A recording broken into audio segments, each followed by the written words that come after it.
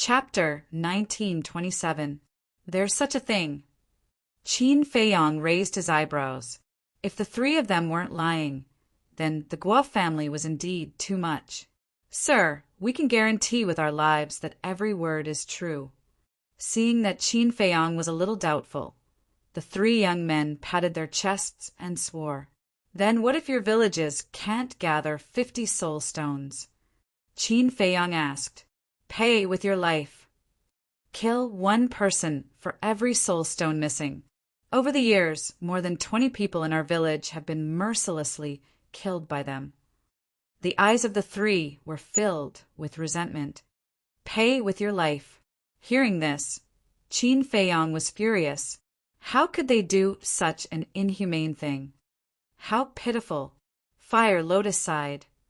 Sir, please take us in. We really don't want to be bullied by the Guo family anymore. The three young men begged bitterly. You're so anxious. Have you never thought that we're bad people? Or are we from the Guo family? Qin Feiyang said. The Guo family, the three of them looked at the two of them with fear in their eyes. Don't be so nervous. I do have some connections with the Guo family, but I'm not from the Guo family. Qin Feiyang smiled. You have connections with the Guo family? The three of them trembled and immediately turned around to flee, because, in their view, having connections with the Guo family meant that they were related. What three reckless brats! At least before they become apprentices, they should find out the other party's identity. Qin Feiyang shook his head and laughed. Although they are reckless, it also shows how desperate they are. Otherwise, they wouldn't be so desperate. And when they heard that you have connections with the Guo family, they immediately ran away. It shows how scared they are of the Grand Preceptor. Fire Lotus said, It doesn't make sense. Our ancestor is such a kind person. How could he be friends with the Guo family? Not to mention leaving behind a marriage contract. Qin Feiyang frowned. I think there's something fishy about this. We need to investigate. Fire Lotus said. It's not just an investigation, it's a thorough investigation. A cold light flashed in Qin Feiyang's eyes. If the Guo family was really such a person, then the possibility of the marriage contract being forged could not be ruled out. If the marriage contract was forged, then don't blame him for being impolite. But regardless of whether the marriage contract was real or fake, Guo Zixiong definitely knew the ancestor. Let's go. Let's catch up to them and find out more information. Qin Feiyang said. Fire Lotus nodded. The two of them were both low-level war gods. His speed was much faster than the three youths. In just a few breaths' time, he had caught up with them. Sir, we were wrong. Please don't kill us. Their faces turned pale as they knelt on the ground and begged in despair. Get up. We are all men. How can we kneel to anyone? Qin Feiyang raised his eyebrows and shouted. The three of them trembled and hurriedly crawled to their feet. They stood together, cowering in fear. Qin Feiyang asked, Do you know about the Gao family? Yes, they rule over another area with a few hundred villages. And just like the Guo family, they ask the villages to hand over 50 soul stones every year. The three of them hurriedly said. Qin Feiyang said, I'll say it again. Although I have a relationship with the Guo family, I'm not a member of the Guo family. I won't hurt you. But the three of them did not believe him. Qin Feiyang shook his head helplessly and asked, Then do you know about the war between the Guo family and the Gao family? We've heard about it. The three of them said. I want to know the details. Qin Feiyang said. We don't know the details either. We only heard people talking about it occasionally. The three of them were extremely anxious. Qin Feiyang said, Then tell me what you know. Yes. The Gao family and the Guo family have always been enemies. And whether it's the Guo family or the Gao family, they both want to invade each other's territory and expand their power. But because their overall strength is about the same, although there has been friction over the years, they haven't really shed all pretense of cordiality. And basically, it's just the friction between the younger generation. The older generation has never interfered.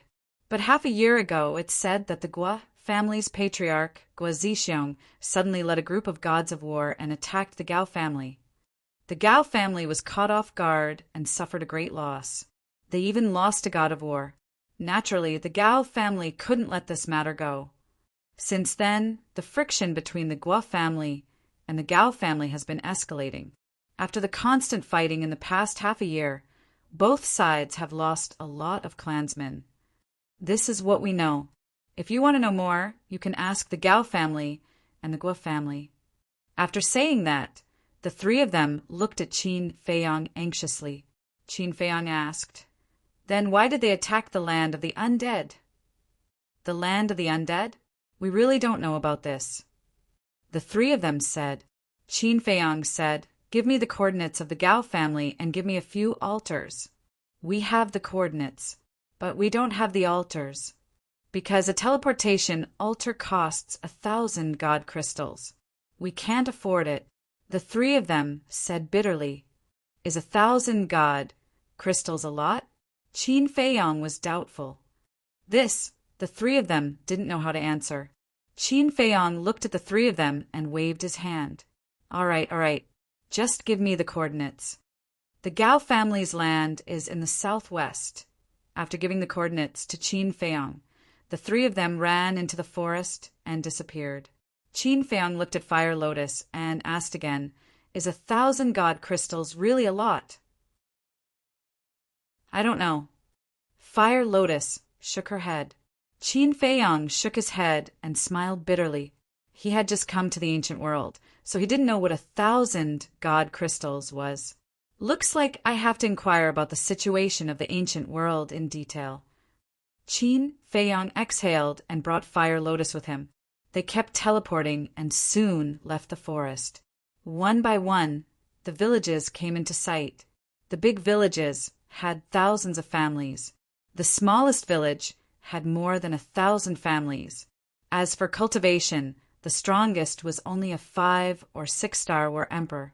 However, compared to the Great Qin and the Forgotten Continent, the strength of these villages was not simple, because in the Great Qin and the Forgotten Continent, other than the Lu family, there was no other village that could compare to the villages here.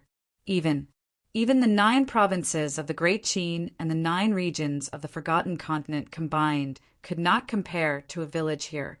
I'm really looking forward to it. Qin Feiyang did not stop and directly teleported to the southwest. About an hour passed.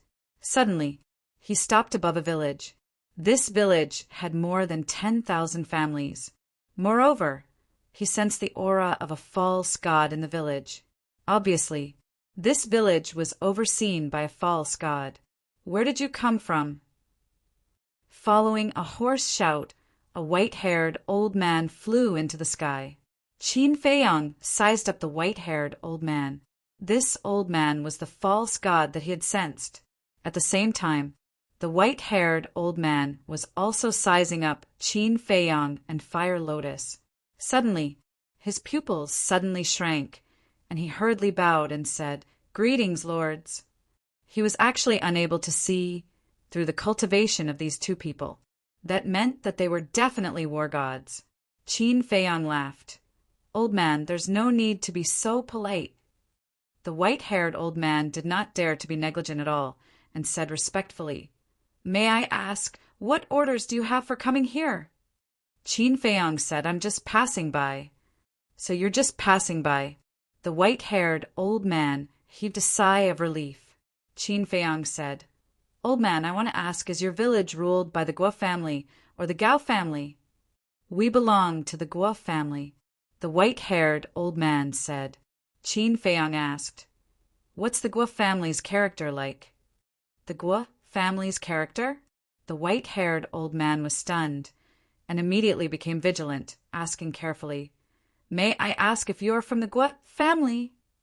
Qin Feiyang turned his head to look at Hulian and said with a smile, "See, people with a bit of experience are indeed different." Fire Lotus said, "More cautious than those 3 brats." Qin Feiyang looked at the white-haired old man and laughed. "Old man, don't worry, I have nothing to do with the Guo family. The white-haired old man did not believe him immediately. Qin Feiyang laughed. Think about it, if I'm from the Guo family, then I'll definitely know that this village is ruled by the Guo family. Then I wouldn't have asked you before. The white-haired old man thought about it and nodded. You're right, my lord. As for the Guo family's character, there's no need for an old man like me to say.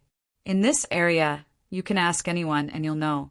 The old man did not say it directly. Obviously, he did not want to get into trouble. Qin Feiyang, of course, saw through the white-haired old man's thoughts. He laughed. All right then, I won't make things difficult for you. But can you lend me a teleportation altar? You want to borrow a teleportation altar? The white-haired old man was a little surprised. The two war gods did not have a teleportation altar? Qin Feiyang said. We used to have one, but it's been used up recently. I see. The white-haired old man nodded in realization, took out an altar from his cosmos bag and said, I only have one altar. I'll give it to you, my lord. Thank you. Qin Feiyang cupped his hands and thanked him, then grabbed the altar and was about to open it. Whoosh! But at this moment, two men in black suddenly descended above the village. The two men were both 2 meters tall, with bulging muscles on their bodies, looking extremely strong, and there was a fierce aura between their eyebrows. And their cultivation was at the false god realm. Looking at the two men, the white-haired old man's expression changed. He quickly flew over and bowed. Greetings, Lord Guocheng, Lord Guoshan. Guocheng, Guoshan? Are they from the Guo family? Qin Feiyang was suspicious. Yes.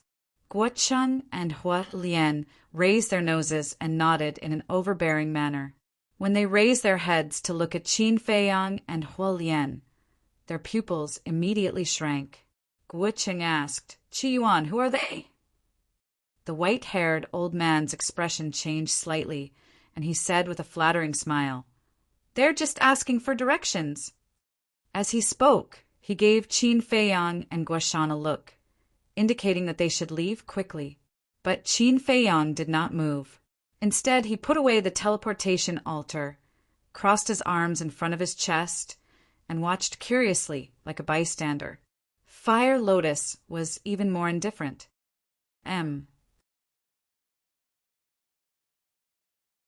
Chapter 1928. Passers-by. Guocheng and Fire Lotus looked at Qin Feiyang and Fire Lotus suspiciously for a while before attracting their gaze. Guocheng looked at the white-haired old man and said, Qi Yuan, you know why we're here, right? I know, I've already prepared it. Qi Yuan smiled flatteringly, took out a chinquin bag from his bosom, and respectfully handed it to Guocheng. Guocheng grabbed the chinquin bag, lowered his head to check, and nodded with a smile. Not bad, exactly 50 soul stones. The white-haired old man smiled flatteringly. In front of the two lords, how would I dare to lie? Soul stones, Qin Feiyang murmured, and sent a sound transmission. It seems that they are really from the Guo family. Since they are from the Guo family, why don't they know you? Fire Lotus was puzzled. I guess not many people know about the marriage contract. Qin Feiyang thought. These two were only false gods, at most 2 errand boys, so they shouldn't be qualified to know about these things. However, the Guo family's cultivation was indeed too much. A rare treasure, like the soul stone, could be said to be priceless. For a village to gather 50 soul stones in a year, it would probably take the entire clan's strength. This was simply exploitation. At the same time, Guocheng threw the chinquin bag to Guoshan, looked at the white-haired old man with contempt, and said, I don't think you have the guts, but from next year onwards, the soul stones will be doubled. Doubled? The white-haired old man was stunned and asked suspiciously, Lord, what does this mean? It means that from next year onwards, villages with false gods like yours will no longer have to hand in 50 soul stones, but 100. Guocheng said. 100? The white-haired old man was startled, and his face suddenly turned pale. These bastards who eat people without spitting out the bones. Qin Feiyang also frowned. The Guo family was getting more and more outrageous. Lord, why is this? 50 soul stones a year is already far beyond our burden, let alone 100. Isn't this asking for our lives? The white-haired old man asked anxiously. This is the patriarch's order, Guo Cheng said calmly. The white-haired old man clenched his fists and roared. I'm going to argue with Guo Zixiong. 100 soul stones a year. Is he going to give us a way out? What? I have to hand over 100 soul stones in the future. The Guo clan is going too far. At this moment, the villagers below ran out of their houses one after another and gathered together. They all looked at Guo Cheng and Guo Shan with anger and resentment. Guo Cheng raised his eyebrows and glanced at the villagers. He looked at the white-haired old man and shouted, "Do you want to rebel?" He had heard of it. A trace of panic appeared on the white-haired old man's face. But then he straightened his back and roared, "The government forces the people to rebel. If the Guo family really forces us like this, we might rebel." Ha ha! Guo Cheng and Guo Shan couldn't help but laugh out loud. "Qi Yuan, there's something you don't know yet, right? The Gao clan's territory has already been taken over by my Guo clan. My Guo clan's power now is even greater than before. You dare to rebel?" Guo Shan laughed. "What? They've already invaded the Gao clan's territory." Qi Yuan was surprised. "That's right. Just yesterday evening, the clan leader led more than 20 war gods and killed their way into the Gao clan. Except for Gao Guofeng and Gao Xiaowei. Everyone in the Gao clan was wiped out by us. Now say it again. Are you rebelling?" Guo Cheng sneered at the white-haired old man. Hearing this, the white-haired old man's old face turned pale. "Say it. Aren't you very brave? Didn't you even dare to call our clan leader by his name? What? Now that you've heard the news of the Gao clan's destruction, you don't dare to say anything? Old thing, I'm giving you face, but you don't want it."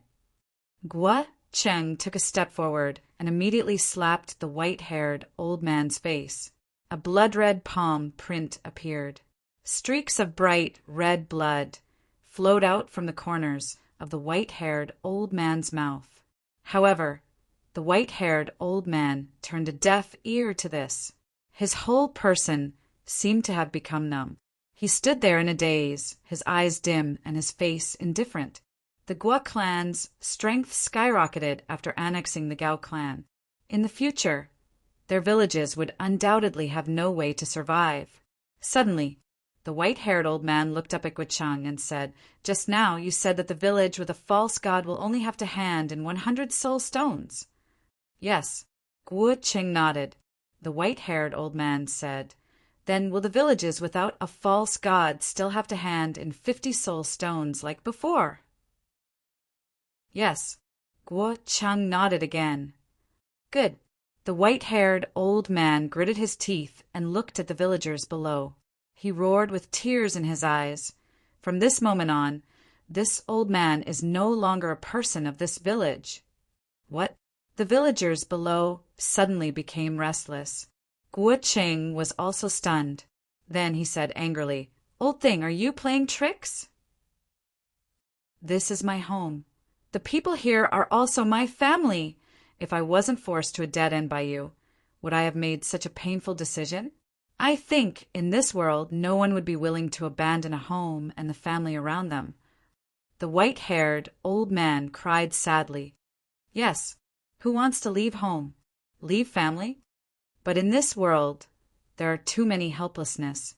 Qin Feiyang sighed inwardly. The white-haired old man's words deeply touched his heartstrings. However, Guo Cheng and Guo Shan's faces were gloomy. "I have abandoned my family and the village. Now that there are no more false gods here, can we only hand in 50 soul stones like in previous years?" The white-haired old man looked at the two and said, "Ha ha! Guo Cheng and Guoshan looked at each other and couldn't help but laugh. However, their laughter was full of sarcasm. Old thing, do you think you can reduce the soul stones by playing tricks? Let me tell you, stop dreaming. Even if you leave, this village must hand in 100 soul stones in the future. Guo Cheng said. Guo Cheng, not 100. You have to increase the price. In the future, this village must hand in 150 soul stones every year. This is the price of playing tricks. Guoshan said. Guo Cheng was slightly stunned and laughed. Good idea, it's decided. Qi Yuan, prepare 150 soul stones for us on this day next year. If there is one less, we will kill one of you. 150 soul stones. Qi Yuan's face was dull and disheartened. The villagers below were also filled with anger and despair. This is too much, too much. Fire Lotus looked at this scene and muttered to herself, a trace of murderous intent surging in her eyes. This was simply treating the villagers as fish to be slaughtered. However, Guo Cheng and Guoshan's faces were full of sneers. Let's see if you dare to be rash in the future. Let's go. Guo Cheng smiled contemptuously and turned to leave with Guoshan. Stop! But at this moment, the white-haired old man suddenly roared. The two stopped and turned to look at the white-haired old man with a cold expression. The white-haired old man stared at the two of them like a wild beast that was about to go crazy and said word by word, You really don't want to give us a way out? You asked for it. Guo Cheng snorted coldly. Good. Very good. Very good. The white-haired old man nodded with a smile, and then suddenly roared in anger. If you don't give us a way out, you can forget about living. Boom! The white-haired old man took a step towards Guo Cheng and Guoshan, and a destructive aura rushed out from his body. Self-destruction. Old man, are you crazy? Guo Cheng and Guoshan turned pale with fright. Yes, I am crazy, but it's because of you. The white-haired old man roared. Don't, let's talk things over. The two of them shouted as they fled in fear. There's nothing to talk about. For this village, for these family members, I have to stand up bravely. I believe that after I self-destruct, the people in the other villages will slowly wake up and rebel against the Guo family. One day, the Guo family will pay the price for everything you've done. The white-haired old man roared, and there was no fear on his face. Shua! But just as the white-haired old man was about to self-destruct, a young figure suddenly appeared behind him. It was Qin Feiyang. Qin Feiyang raised his arm and gently pressed on the white-haired old man's shoulder. The white-haired old man's self-destruction was forcefully stopped. The white-haired old man was stunned, and he turned to look at Qin Feiyang. My lord, what are you doing? Qin Feiyang smiled. Old man, life is so precious. How can you seek your own death? The white-haired old man sighed. My lord, I don't want to either, but as you can see, I can only do this. Don't worry. There's always a way out. Qin Feiyang smiled and looked at Guo Cheng and Guoshan. He flicked his finger, and a strand of divine power shot out. After the white-haired old man stopped self-destructing, the two of them immediately activated a teleportation altar. The divine power blasted out, and the awakened altar shattered. The two of them stood awkwardly in the air and looked at Qin Feiyang. Your Excellency, please don't meddle in other people's business. I have a bad habit. Whenever I see someone bullying others, I can't help but attack. Moreover, I owe Qi Yuan a favor. I can't just sit by and watch. Qin Feiyang smiled. Oh, the two of them were suspicious. How could Qi Yuan be related to a war god? However, Qi Yuan himself was also suspicious. Why didn't he know that this young man owed him a favor? Qin Feiyang looked at the two of them and smiled. Before you came, Qi Yuan gave me a teleportation altar. What? Giving you a teleportation altar is considered a favor? The two of them were stunned. Although a teleportation altar is nothing, it's still a favor. A drop of water should be repaid with a gushing spring. Qin Feiyong said, "My lord, you." Qi Yuan looked at Qin Feiyong in a daze. He didn't know what to say. "Leave this to me." Qin Feiyong smiled at Qi Yuan. "Is this okay?" They're from the Guo family. The Guo family not only has dozens of war gods, but their patriarch, Guo Zixiong, is also a great success war god. Moreover, the old patriarch of the Guo family is even stronger. He's a perfect war god, the white-haired old man said worriedly. Literature Center. Chapter 1929. After the white-haired elder finished speaking, before Qin Feiyong could say anything, Guo Cheng and Qi Yuan sneered. Qi Yuan is right. Not only does our Guo family have dozens of war gods, but we also have a perfected war god. You better think carefully about what you should and shouldn't care about. Once they thought about their backing, the two of them became tough again. Sir, you should leave. The Guo family has swallowed the Gao family and is even more powerful than before. Don't get yourself into trouble. Qi Yuan advised earnestly. If I leave now, what will you do? Continue to self-destruct? And the villagers below, if you really self-destruct and die together with these two, Guo Zixiong will not let them go. By then, the fate of your clansmen will be even more miserable. Qin Feiyong said. Qi Yuan's expression froze. He really hadn't thought about this. So let me do it. When Guo Zixiong comes to investigate, you can just say that I killed them. Guo Zixiong will not make things difficult for you and your clansmen. Qin Feiyong smiled faintly. The white-haired elder hurriedly said, Sir, I can't let you take the blame. My conscience can't bear it. Conscience, Qin Feiyong muttered. In today's world, there were not many people with a conscience. This person was worthy of admiration. Qin Feiyong looked at Guo Cheng and Qi Yuan and smiled. So what if you're a perfected war god? His tone was light and his expression was calm. He did not take it to heart at all. Fire Lotus had already told him that this old patriarch was Guo Zixiong's father. Hearing Qin Feiyong's words, the white-haired elder was stunned. So what if you're a perfected war god? How could you say such disdainful words?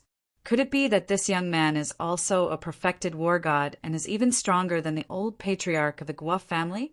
Guo Cheng and Qi Yuan's expressions froze. It seemed that they had encountered a tough opponent this time.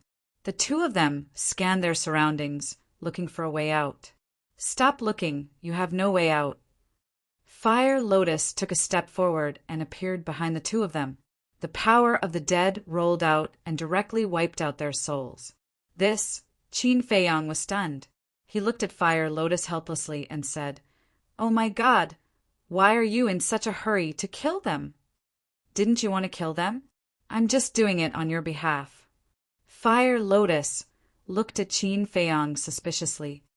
Of course I have to kill them, but I want to read their memories first to see what kind of person Guo Zixiong is.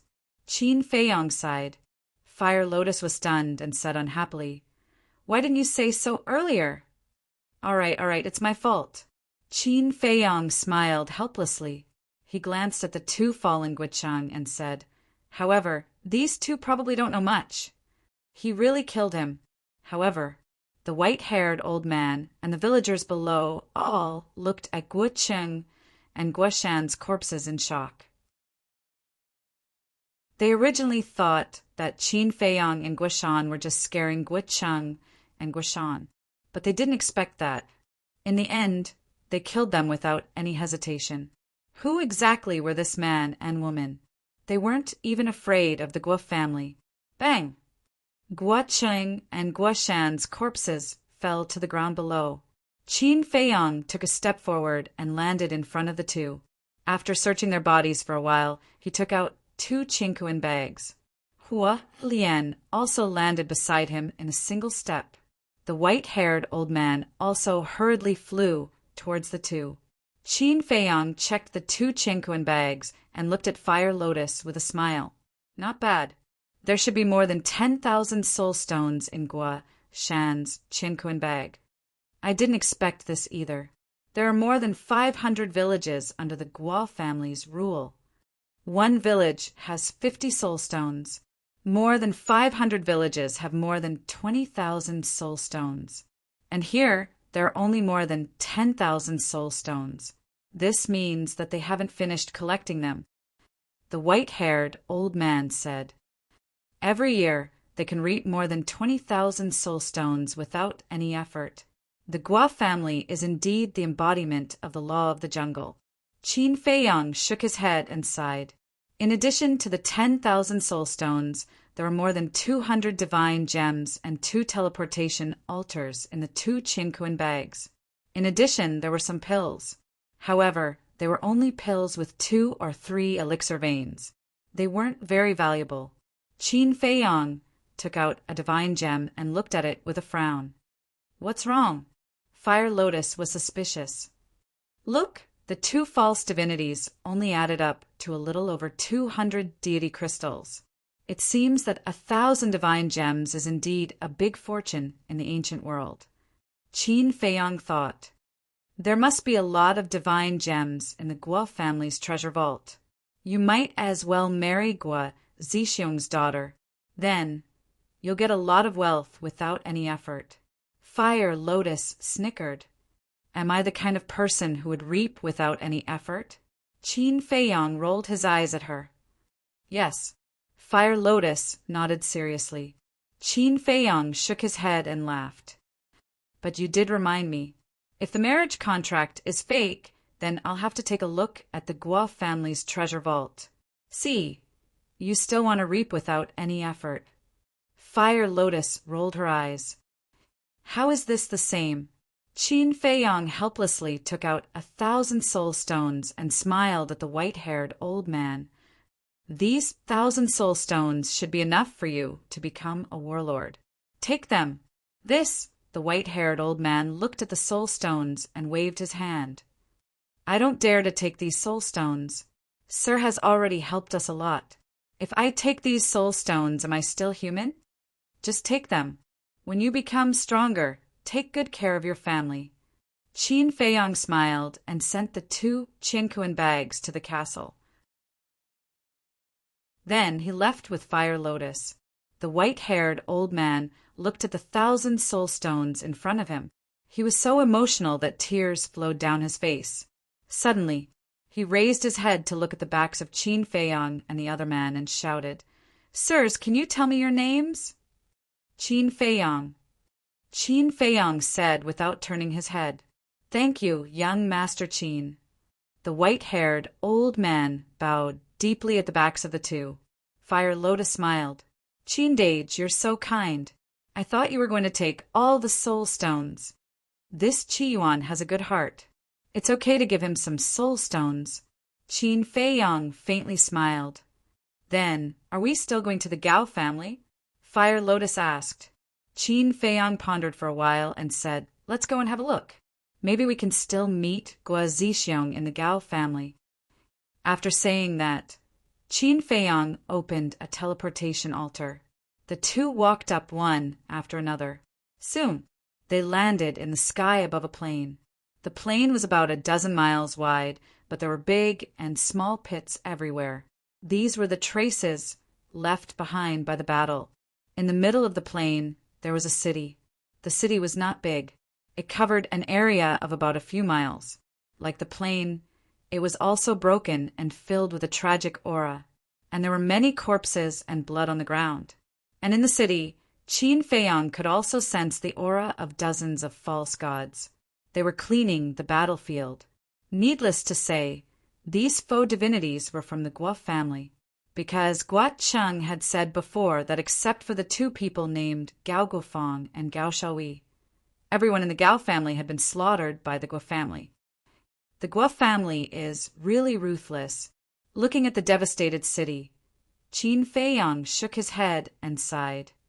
Even mortals have disputes, let alone cultivators. Things like this are basically happening all the time. Fire Lotus said. Qin Feiyang nodded. Indeed, the path of cultivation was crueler than anything else. Qin Feiyang did not release his spirit sense. He used his perception to sense the aura in the city.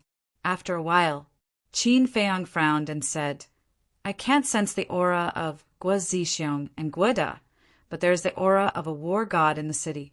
And this aura isn't weak. I can sense it too. It seems to be a low-level war god. Fire Lotus whispered. The two of them were about to fly into the city.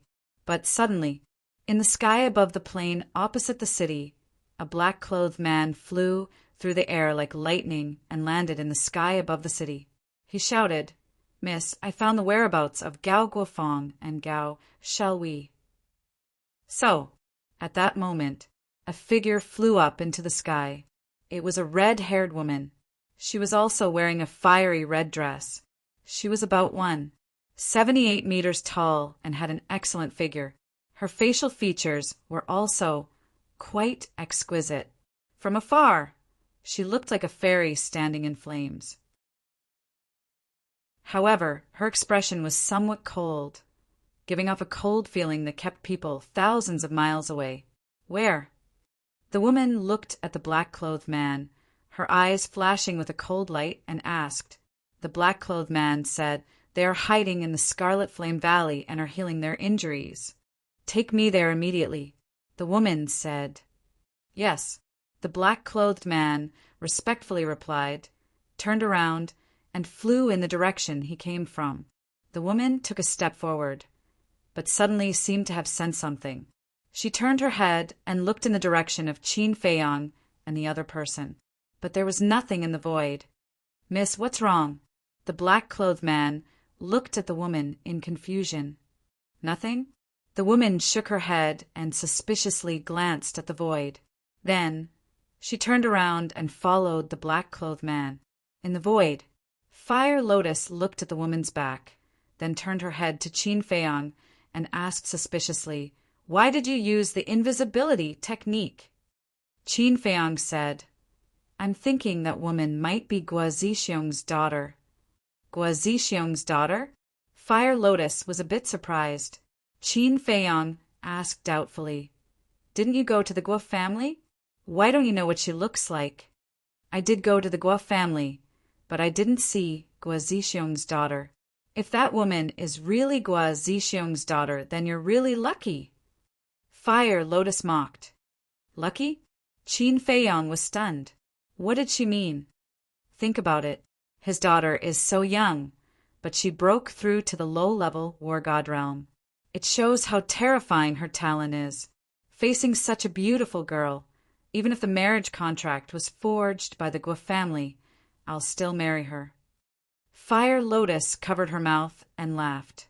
A row of black lines appeared on Qin Feiyang's forehead as he speechlessly said, Then go ahead and marry her. I absolutely won't stop you. Then I'm curious. If you don't plan to marry her, then why are you avoiding her? Fire Lotus said, I just want to see if she's really Guo Zixiong's daughter or not. If she is, then she must know about the marriage contract. If the marriage contract is fake, then I'll just show up. She won't tell the truth. Qin Feiyang said. I see. Fire Lotus suddenly smiled and teased, I thought you were shy because you met your future wife. You really know how to talk nonsense. Qin Feiyang looked at her helplessly. He waved his hand and rolled up Fire Lotus. Then he used the Xing technique and chased after the woman and the black-clothed man. Literature Center. Chapter 1930. The Xing character formula is a heaven-defying formula. In less than 10 breaths, Qin Feiyang took the Fire Lotus and caught up with the red-clothed woman and the black-clothed man. Then he followed them. The red-clothed woman and the black-clothed man didn't notice him at all. About 500 to 600 breaths passed. A huge valley came into sight. Around the valley, waves of fire rolled and black smoke curled up. There were no plants within a radius of dozens of miles. Crimson lava flowed and waves of heat surged, turning this place into a huge furnace. The lava came from the valley. In the middle of the valley, there was a crater with a diameter of 5 to 6 meters. Occasionally, lava would spurt out. "Miss, they are in a cave on the left side of the crater." The black-clothed man pointed and said in a low voice. The two of them also concealed their presence. The red-clothed woman looked at the direction the black-clothed man pointed, but didn't see the so-called cave. She asked, "Are you sure where they are?" The black-clothed man said, "I'm sure.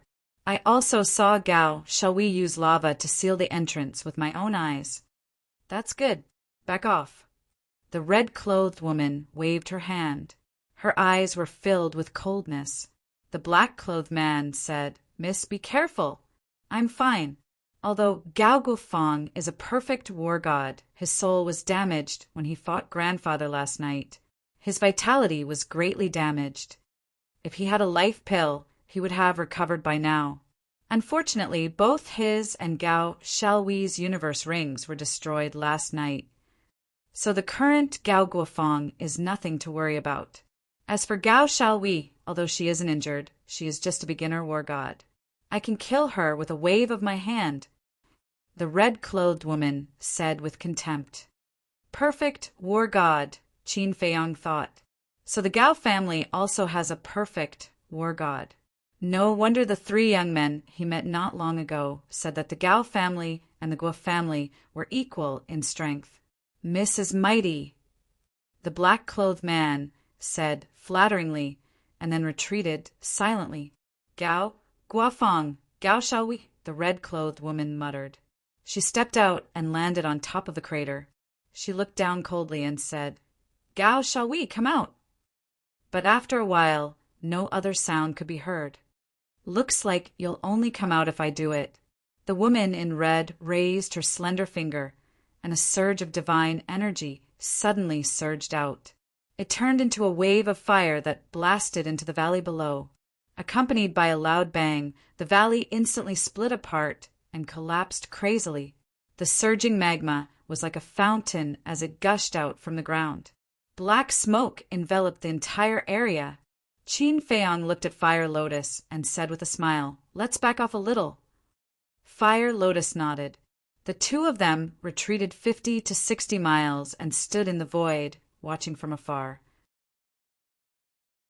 To a mortal, it would take several hours to cover a distance of 50 to 60 kilometers, even if they ran nonstop. However, to Qin Feiyang and Huolian it was nothing. They could teleport away.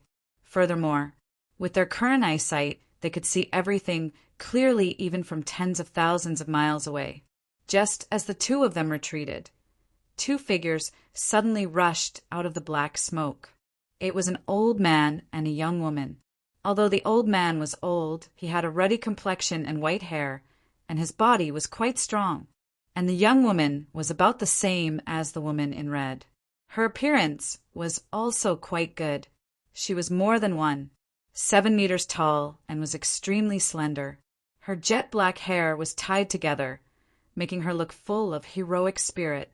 Her skin was also very soft. However, the old man and the young woman were in a sorry state at the moment. Especially the old man, his body was covered in blood, his eyes were dim and lifeless, and there was a sense of weakness between his eyebrows that couldn't be dissolved. After the two of them appeared, they didn't bother with the woman in red. They didn't even say a word and directly teleported away. However, there was a trace of fear on their faces. "Gao Guofeng, you're a perfect war god. Facing a junior like me, you actually ran away without fighting. Aren't you afraid of being laughed at?" The woman in red said mockingly. She took a step forward, and her speed instantly increased by several times. In the blink of an eye, she appeared in front of Gao Guofeng and Gao Guofeng. The two of them braked and stopped in the void. Gao Shaohui immediately glared at the woman in red and shouted, "Guosweki, don't go too far!" "Guosweki," Qin Feiyang mumbled. So that was the name of the woman in red. Guosweki looked at Gao Shaohui expressionlessly, and then shifted her gaze to Gao Guofeng.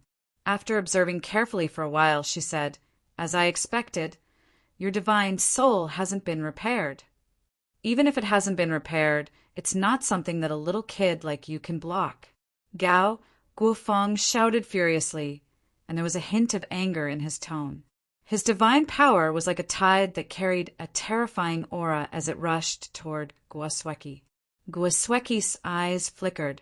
She seemed to be hesitating whether to fight head-on.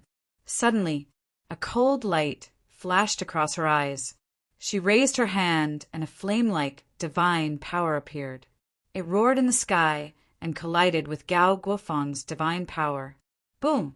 A loud explosion that shook the sky suddenly exploded.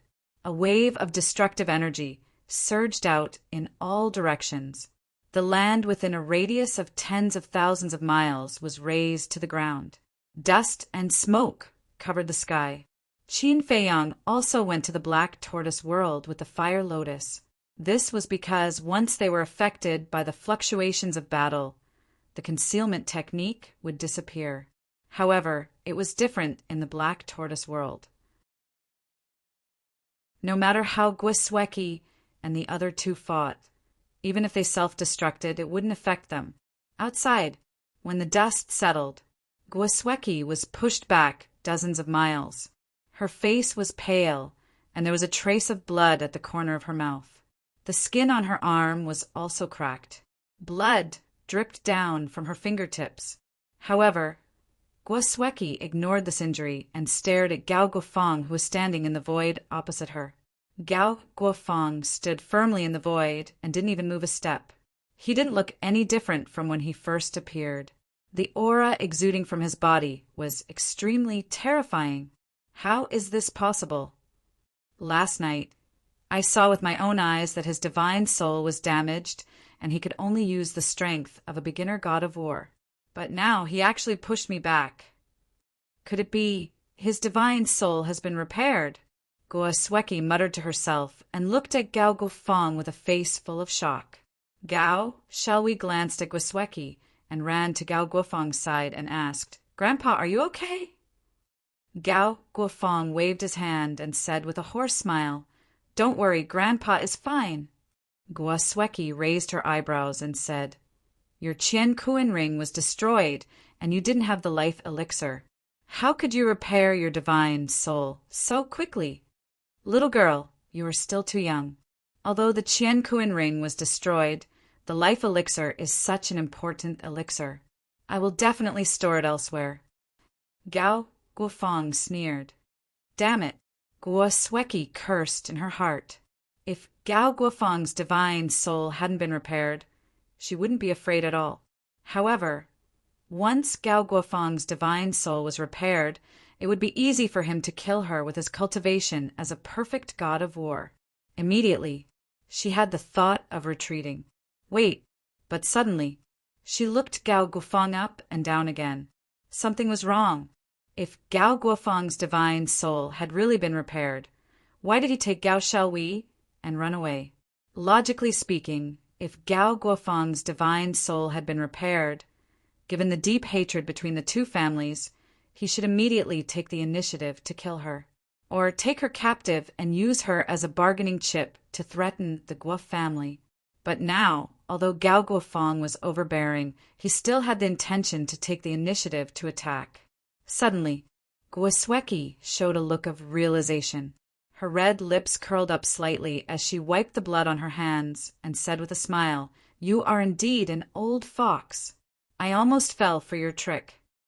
Hearing this, a look of panic flashed across Gao Guofeng's face. Obviously, his divine soul hadn't been repaired. However, on the surface, his expression didn't change. He put his hands behind his back and pretended to be calm as he looked at Guosweki and asked, "What do you mean? If your divine soul has been repaired, why are you still standing there and not doing anything?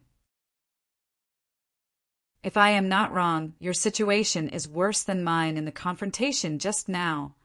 Stop pretending. Your divine soul hasn't been repaired at all." Guosweki sneered. The Black Tortoise world. Looking at Guosweki and Gao Guofeng, Qin Feiyang said with a smile, The people in this ancient world are indeed not simple characters. Fire Lotus was stunned. She pursed her lips and said with a smile, Qin Dage isn't afraid, is he? Afraid? Qin Feiyong smiled. In terms of scheming, he really wasn't afraid of anyone. Outside, hearing Gwisweki's words, Gao Guofeng's expression still didn't change. His aura became more and more terrifying. He had to continue pretending, because only by scaring away Gwisweki could he and his granddaughter Gao Shaohui live. However, his weak body didn't allow it. Puff! The blood that had been held in his throat suddenly spurted out. His face instantly became pale. His body kept shaking. Even standing seemed to be very difficult. Gao Shaohui's expression changed. She quickly stretched out her hands and grabbed Gao Guofeng's arm. Finally, you can't pretend anymore. Gwisweki's face was full of ridicule. Gao Guofeng smiled bitterly and turned to look at Gao Shaohui. He said with a face full of guilt, Shaohui, I'm sorry. Grandpa is too useless. I can't even protect you. Grandpa, don't say that. I'm the useless one. Gao Shaohui shook her head and tears flowed down. The Gao family only has today's achievements and status because of our ancestors' hard work. But I didn't expect that it would all be destroyed by my hands overnight. Shaohui, Grandpa is the sinner of the Gao family. Gao Guofeng cried out in grief.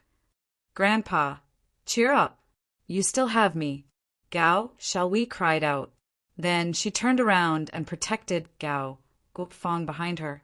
She said without turning her head, Grandpa, I will protect you. Looking at his granddaughter in front of him, Gao Guofeng undoubtedly blamed himself.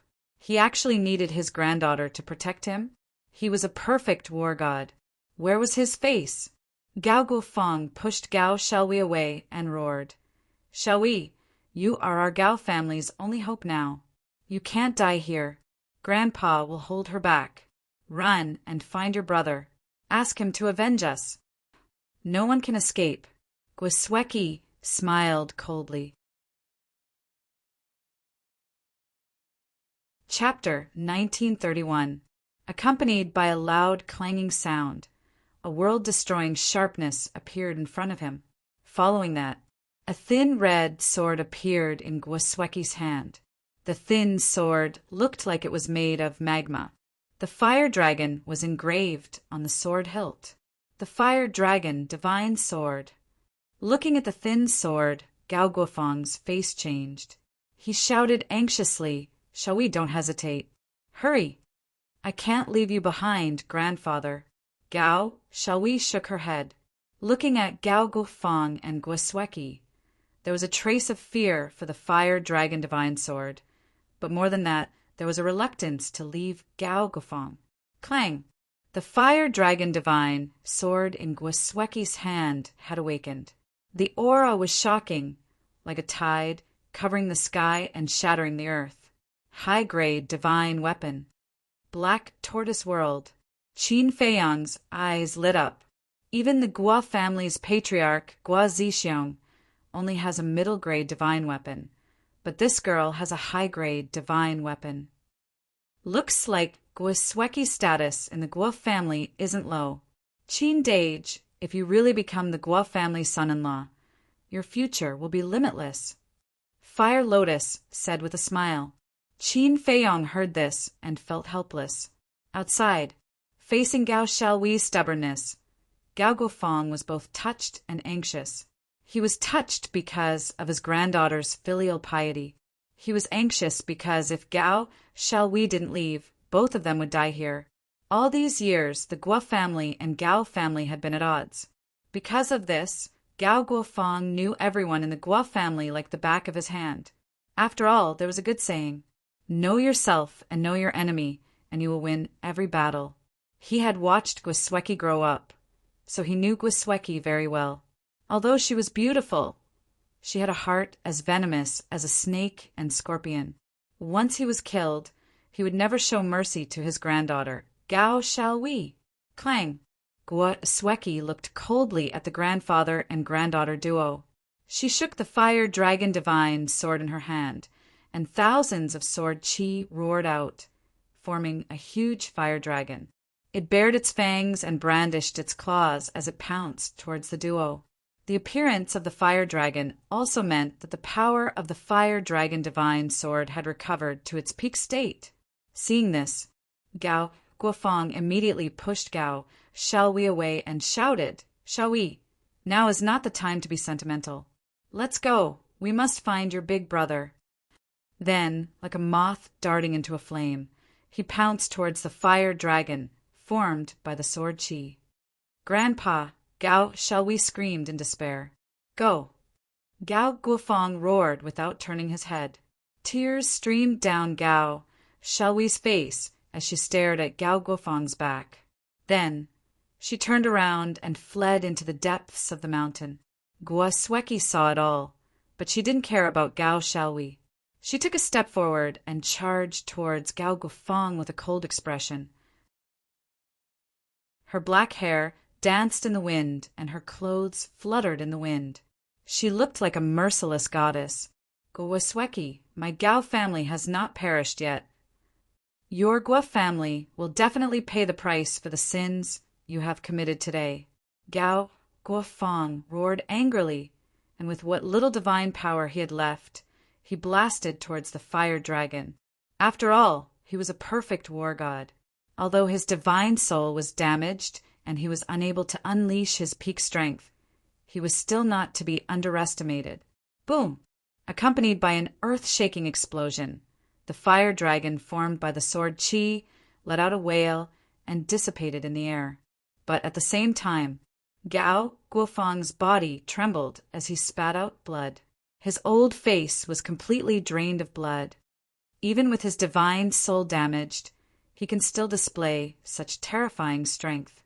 As expected of the old patriarch of the Gao family, however, this is probably your last bit of strength. Die! Guo Sueki was as cold as ice as she landed in front of Gao Guofeng. The fire dragon divine sword shone brightly and slashed forward. Immediately, Gao Guofeng let out an unwilling scream as his divine body was sliced into two by the fire dragon divine sword. "Grandfather!" Hearing Gao Guofeng scream, Gao Xiaowei turned around and saw this scene. She was instantly enraged. However, she did not stop and continued to escape with all her might. Strange, black tortoise world. Fire Lotus looked at Gao Guofeng's corpse with a hint of suspicion in her eyes. What's strange? Qin Feiyang turned around and looked at her suspiciously. Why didn't Gao Guofeng self-destruct? Since he was going to die anyway, he might as well self-destruct and die together with Guo Sueki. Fire Lotus said, "Because of Gao Xiaowei. Gao Xiaowei hasn't escaped far. If he self-destructs, it will definitely affect Gao Xiaowei." Qin Feiyang smiled. "That's true." Fire Lotus was stunned. She nodded and smiled. Then she asked suspiciously, "Qin Dage, aren't you going to help the Gao family?" "Help the Gao family? Why should I help them?" Qin Feiyang was puzzled. "The enemy of my enemy is my friend. The enemy of the Gao family and the Guo family is naturally our friend," Fire Lotus said. Qin Feiyang was stunned. He helplessly said, "Although the Guo family's conduct isn't that great, the matter of the marriage contract hasn't been investigated yet. It's still too early to say that the Guo family is our enemy." "So, Qin Dage still has some thoughts about the Guo family in his heart?" Fire Lotus covered her mouth and laughed. "What thoughts?" Qin Feiyang was confused. "Playing dumb? Of course, it's about Guo Sueki," Fire Lotus said. Qin Feiyang was helpless to the extreme. He really wanted to ruthlessly knock this woman's head. What was she thinking about all the time? However, as he spent more time with her, he realized that Fire Lotus was quite cute sometimes. Outside, the ground was in pieces. The magma was boiling. It was a scene of devastation. Gao Guofeng's body had already fallen and was swallowed by the red magma. Guosweki looked down coldly.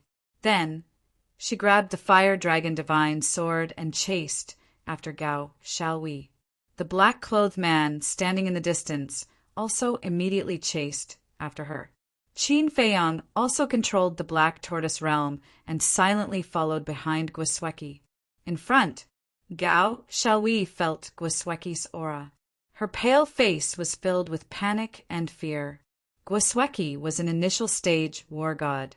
Although she was also a war god, she was only an initial stage war god. Although there was only a difference of one stage, it was like an insurmountable chasm.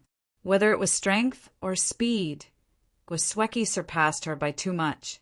If this continued, she would not be able to escape. Whoosh! As expected, in less than 100 breaths, Guosweki relied on her suppressive speed to block in front of Gao Xiaowei. Gao Xiaowei slammed on the brakes and looked around in panic. Then she looked at Guosweki and said angrily, "Don't go too far!" "Go too far?" Guosweki sneered. Her eyes were filled with disdain. Think about it. You've been competing with me in secret all these years.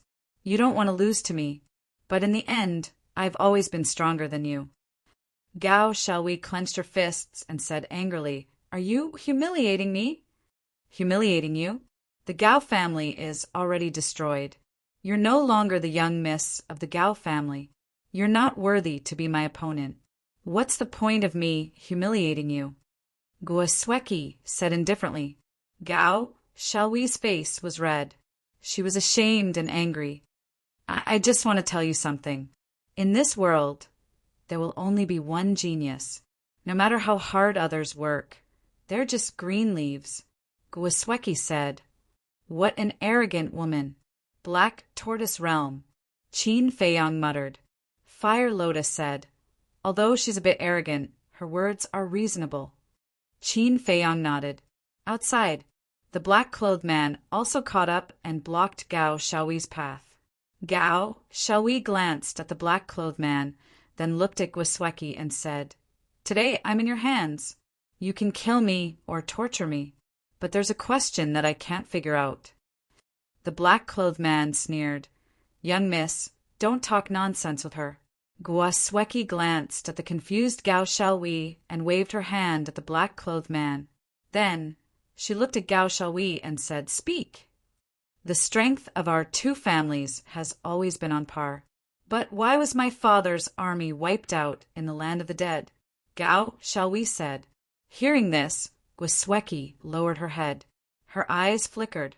Seeing that Guosweki was silent, the black-clothed man stared at Gao Xiaowei arrogantly and said, "Nonsense. Of course, it's because the Guo family is stronger than the Gao family." "Impossible. In this battle in the land of the dead, both our families have the same number of people and divine weapons. Even if the Gao family loses, it's impossible for them to be wiped out." Gao Xiaowei shouted. "Battle?" Qin Feiyang was stunned. What was going on? Originally, he had thought that the Guo and Gao families were fighting over something in the land of the undead, and that was why they were fighting. But he did not expect it to be a battle. Then why did these two great clans want to fight? To fight for territory? That seemed to be the case, because now all the villages controlled by the Gao family had been taken over by the Guo family. Guosweki was silent for a long time. Then she looked up at Gao Xiaowei and said coldly, "A loss is a loss. Why are you still asking so many questions?" Gao Xiaowei shouted, "I don't believe that the Guo family has the ability. So, you must have used some despicable means." "How dare you? The Guo family is upright. How can we use despicable means as you think?"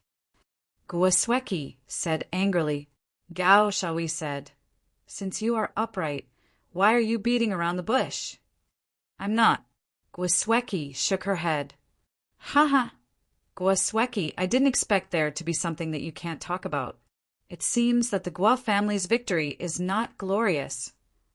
Gao Xiaowei laughed out loud, his face full of mockery. Hearing this, Gwisweki clenched her fingers and said in a low voice, "Fine, I'll tell you.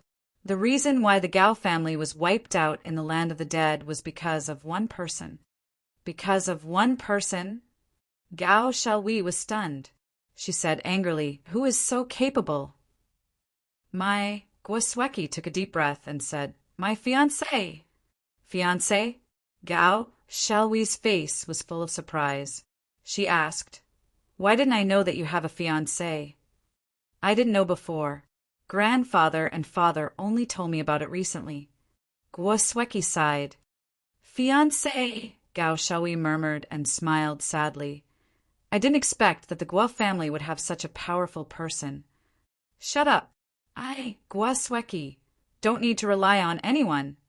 Even without him, with my talent, I can destroy the Gao family sooner or later," Gwisweki shouted. Literature Center. Chapter 1932. Qin Dage. Why do I feel like your fiancé is a disgrace in her eyes? Fire Lotus looked at Gwisweki and asked suspiciously, "She's not only an arrogant woman, she's also a very conceited and prideful woman. She doesn't want people to say that the Guo family relied on me to get rid of the Gao family. So when Gao Xiaohui said that the Guo family had hooked up with a powerful person, to her, the word hooked up is a disgrace." Qin Feiyang smiled faintly. "So you're saying that she's unhappy that you interfered with the Guo and Gao family in the land of the dead?" Fire Lotus was stunned. Qin Feiyang nodded. "She really doesn't know what's good for her." Fire Lotus shook her head. If it wasn't for Qin Feiyang, the final outcome would have been unpredictable. "Actually, I don't care about any of this. I just want to know if the marriage contract is real or fake." But now it seems that Gwisweki doesn't know either. Qin Feiyang frowned. Outside, Gao Xiaohui looked at Gwisweki and said, "I have no more questions. Please give me a quick death." "Okay." Gwisweki nodded. The fire dragon divine sword in her hand emitted a destructive aura. However, just as she raised the fire dragon divine sword, just as Gao Xiaohui was about to die under the sword, she suddenly disappeared without a trace. And Gwisweki's arm froze. The fire dragon divine sword stopped in the air and immediately released her divine sense in all directions. At the same time, the black-robed man's expression changed greatly, and he also released his divine sense. But the two of them searched tens of thousands of miles and didn't find the aura of a stranger, nor any traces of a spatial divine object. "Miss, what's going on?" The black-robed man ran in front of Gwisweki and exclaimed. "Strange." Gwisweki didn't answer. She looked around at the void, her bright eyes full of suspicion. The Black Tortoise World. A woman suddenly appeared in front of Qin Feiyang and Fire Lotus. It was Gao Xiaohui. That was right. The person who saved Gao Xiaohui from Gwisweki's sword was Qin Feiyang. At this moment, Gao Xiaohui also sized up this unfamiliar place with a look of surprise and bewilderment. Fire Lotus glanced at Gao Xiaohui and asked through telepathy, "Qin Dage, why are you saving her again?" Qin Feiyang secretly laughed and said, "The heavens are virtuous." When Fire Lotus heard this, she pouted. "Who are you? Where is this?" At this moment, Gao Xiaohui retracted her gaze and looked at Qin Feiyang warily. "Don't worry. If we wanted to harm you, we wouldn't have saved you just now," Qin Feiyang said with a smile. Gao Xiaohui did not let her guard down because of this. She asked curiously, "Why did you save me? I don't even know you. We really don't know each other, but saving a life is better than building a 7-floor pagoda. Just think of me as a good person." Qin Feiyang said. "Good person." Gao Xiaohui sized up the two and said with a flattering smile, "Don't pretend. What is your purpose? Just tell me. In this world who wasn't selfish, how could there be a good person? It's so hard to be a good person. It's really frustrating." Qin Feiyang shook his head. Fire Lotus covered her mouth and laughed. It's not that it's hard to be a good person. It's just that you look like a bad person. Qin Feiyong was stunned and shook his head, helplessly. He looked at Gao Xiaoyi and said, "Take us to the Guo family." The Guo family? Gao Xiaoyi was slightly surprised and said, "Why are you going to the Guo family?" Did these two have a grudge against the Guo family? That's none of your business. As long as we go to the Guo family, I will let you go. Qin Feiyong said. Gao Xiaoyi was taken aback and quickly asked, "Really?" "A gentleman never goes back on his word," Qin Feiyong said and looked up at the image in the sky. Guo Sueki had already left with the man in black. Gao Xiaoyi also looked at Guo Sueki's back and asked suspiciously, "Brother, where are we now? Why can't Guo Sueki's immortal will find us?" "Here," Qin Feiyong's eyes twinkled and said with a smile, "You are in my divine dimension item." Divine dimension item.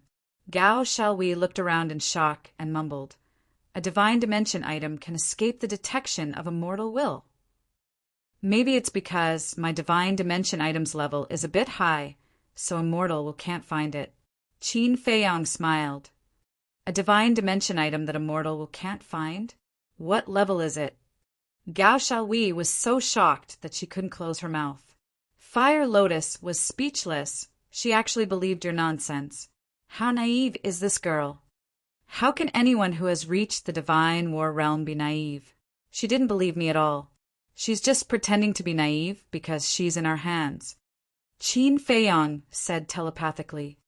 Pretending to be naive? Fire Lotus glanced at Gao Xiaoyi and her eyes twinkled. There's no need to expose her, Qin Feiyong said, and then looked at Gao Xiaoyi with a smile. I'm a man of my words. Lead the way. Gao Xiaoyi said, let's go southeast.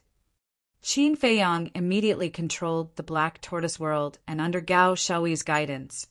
It took them half an hour to arrive at a city. The city was located in the middle of a mountain and was about a dozen miles in size. Every street in the city was bustling with activity. Looking at the city outside through the Black Tortoise world, Gao Xiaoyi's eyes were filled with hatred. Do you hate the Guo family? Qin Feiyong asked with a smile. Of course. My Gao clan used to be as prosperous as this, but in a single night we were all massacred. The Guo family is despicable. Guo Sueki's fiancé is even more despicable. Gao Xiaoyi clenched her fists and said. Qin Feiyong was stunned and asked calmly, Why do you hate Guo Sueki's fiancé? If it wasn't for him, would my father and the others have been wiped out in the land of the dead? If my father and the others hadn't died, would the Guo family have slaughtered my people and destroyed my family's land? Gao Xiaoyi said angrily. You can't blame him for this. After all, he's Guo Sueki's fiancé. It's natural for him to help the Guo family deal with your Gao family. Qin Feiyong said. What do you mean natural? He and Guo Sueki aren't even married yet. What right does he have to interfere with the grudges between our families? Gao Xiaoyi glared at Qin Feiyong and said, Okay. Take it that I've said too much. Forget it. Qin Feiyong hurriedly waved his hand and drove the Black Tortoise realm into the city. Wait, didn't you say that you would let me go after we arrived at the Guo family? Gao Xiaoyi said hurriedly. Are you sure you want to go out? Qin Feiyong asked. Yes. Gao Xiaoyi nodded. She felt that the man and woman in front of her were a little too mysterious. It was better to leave as soon as possible. Qin Feiyong nodded and said with a smile, Okay, I'll send you out now. Now. Gao Xiaoyi was stunned and immediately became angry. She shouted, You've already entered the city. Isn't sending me to my death if you send me out? Why are you so unreasonable? Didn't you say you wanted to go out? Qin Feiyong frowned. Gao Xiaoyi was so angry that she gritted her teeth and trembled. She did say that she wanted to go out, but she didn't say that she wanted to go out here. How much time would it take if he sent her out of the city first? If you don't dare to go out, then shut up. Qin Feiyang glanced at her indifferently and then carefully observed the situation in the city. There were more than 100,000 people in the entire city. Every one of them had the aura of cultivation. In other words, there wasn't a single mortal in this city. Moreover, he sensed hundreds of fake gods' auras. Hundreds of fake gods. Just the Guo family alone was already so powerful. The ancient world was truly a frightening place.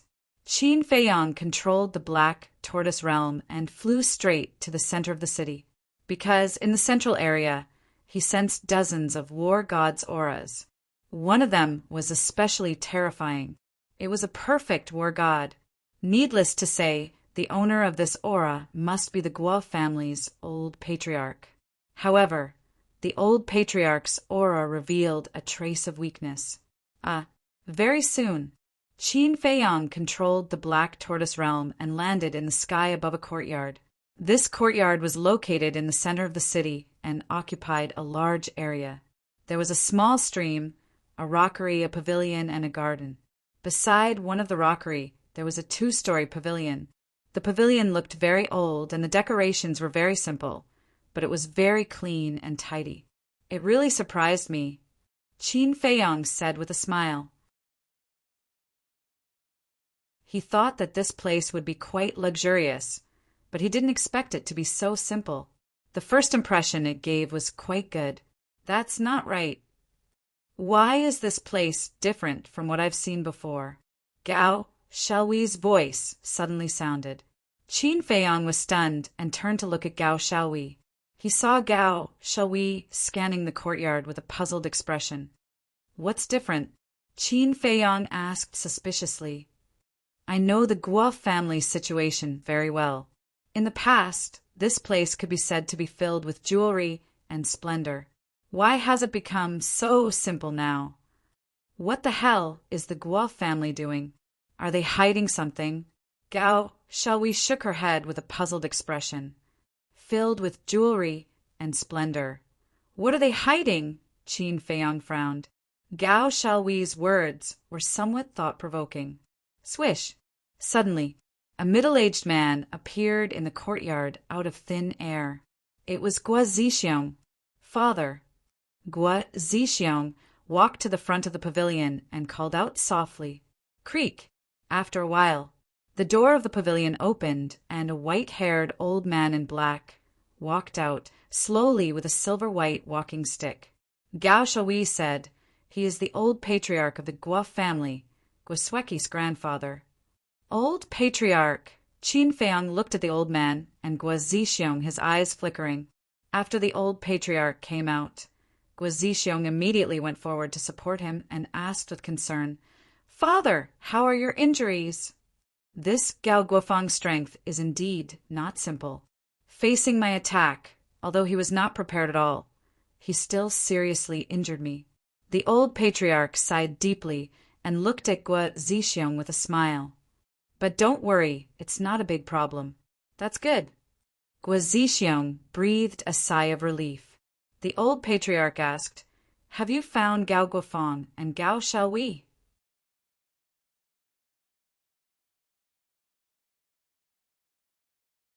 Chapter 1933. Guo Zixiong said, I came here to report this matter to you, father. Speak. The old patriarch said. Guo Zixiong said, Xueqi sent me a message saying that she found Gao Guofang and killed him. Good, good, good. That lass is indeed our Guo family's pride. The old patriarch was elated when he heard the news. Yes, even though Gao Guofang's soul was damaged, his strength shouldn't be underestimated. Being able to kill him is enough to prove Xueqi's ability. Guo Zixiong said with a smile, It's all thanks to you, father. The old patriarch laughed heartily. Guo Zixiong hurriedly waved his hand and said, No, no, no. I don't dare to take all the credit. If you hadn't spent so much effort to nurture Xueqi, would she have her current achievements? You stinking brat, why are you still being so polite with me? The old patriarch rolled his eyes at Guo Zixiong. Gua Zixiong smiled embarrassedly and said, But what? The old patriarch was suspicious. The smile on Gua Zixiong's face disappeared, and he said solemnly, Gao Shaohui didn't die. What? Gao Guofeng died, so why didn't Gao Shaohui die? Did Gao Shaohui break through to the low-level war god realm? The old patriarch was shocked. No. Gua Zixiong shook his head. The old patriarch was puzzled. If she didn't break through, how did she escape from Xueqi's hands? Gua Zixiong said, according to Xueqi, she was rescued by someone. Someone? What does that mean? The old patriarch was puzzled. It means that Xueqi didn't see the person who rescued Gao Shaohui. She didn't even see his shadow. He just disappeared into thin air. Gua Zixiong said, disappeared into thin air. The old patriarch muttered. His gaze was gloomy. Suddenly he thought of something and said in shock, Could it be Gao Xiaolong? Impossible. If it was Gao Xiaolong, he would definitely kill Xueqi before leaving. However, the person who rescued Gao Shaohui didn't make a move against Xueqi. Gua Zixiong shook his head. This is strange. If it wasn't Gao Xiaolong, who could it be? The old patriarch frowned. The black tortoise whirled. Qin Feiyang looked at Gua Zixiong and Gao Xiaolong on the screen and asked, Gao Shaohui, who is Gao Xiaolong? Gao Shaohui said, Gao Xiaolong is my older brother. Blood brother? Qin Feiyang was stunned. He turned to look at Gao Shaohui and said, The person your grandfather asked you to find is him. That's right. My brother is much stronger than Gua Xueqi. If my brother was here, the Gua family wouldn't dare to do anything to the Gao family, even if they were given hundreds of guts. Gao Shaohui coldly snorted. Then where is he now? Qin Feiyang was suspicious. Gao Shaohui replied, 9 Heavens Palace. 9 Heavens Palace? Qin Feiyang was stunned. He looked at the fire lotus and asked, Where is the 9 Heavens Palace? I don't know either. Fire lotus shook her head. What? You don't even know about 9 Heavens Palace. Are you people from this continent or not? Gao Shaohui looked at the two of them in shock. Cough, cough. Qin Feiyang coughed dryly and smiled. We siblings have been living in seclusion with our master since we were young, so we don't know anything about the outside world. Even if you live in seclusion, it's impossible for you not to know about 9 Heavens Palace. 9 Heavens Palace is very famous in the entire northern region. Who doesn't know about it? Gao Shaohui said. Qin Feiyang said calmly, It's that famous? Of course. 9 Heavens Palace is the strongest force in the northern region. It can even be said that it's the ruler of the northern region. The disciples of 9 Heavens Palace, no matter where they go, they are respected by thousands of people. And my brother is a disciple of 9 Heavens Palace. When he returned home last year, he had already broken through to the high-level war god realm. Gao Shaohui said proudly. So powerful? Qin Feiyang and Fire Lotus revealed a shocked expression, but they were pondering in their hearts. Outside, the old patriarch took a deep breath, raised his head, and looked at Gua Zixiong. It's best if we can find Gao Shaohui, but it doesn't matter if we can't. The most important thing now is to quickly take over the Gao family's territory. What about Gao Xiaolong?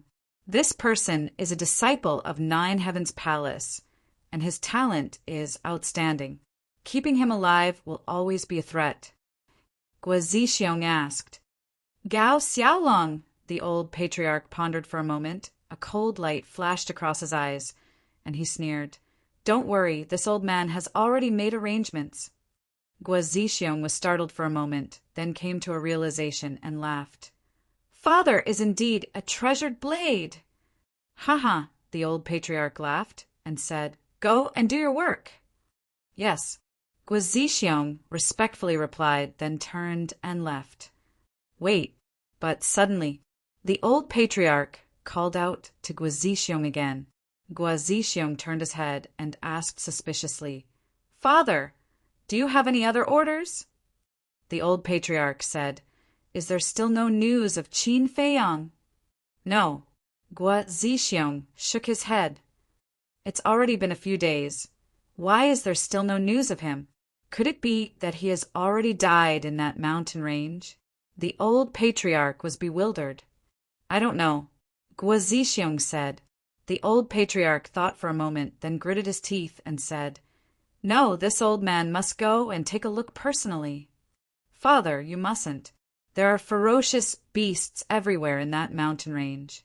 Not to mention that you are injured now. Even if you were in your peak condition, once you set foot in there, it would be difficult for you to escape unscathed."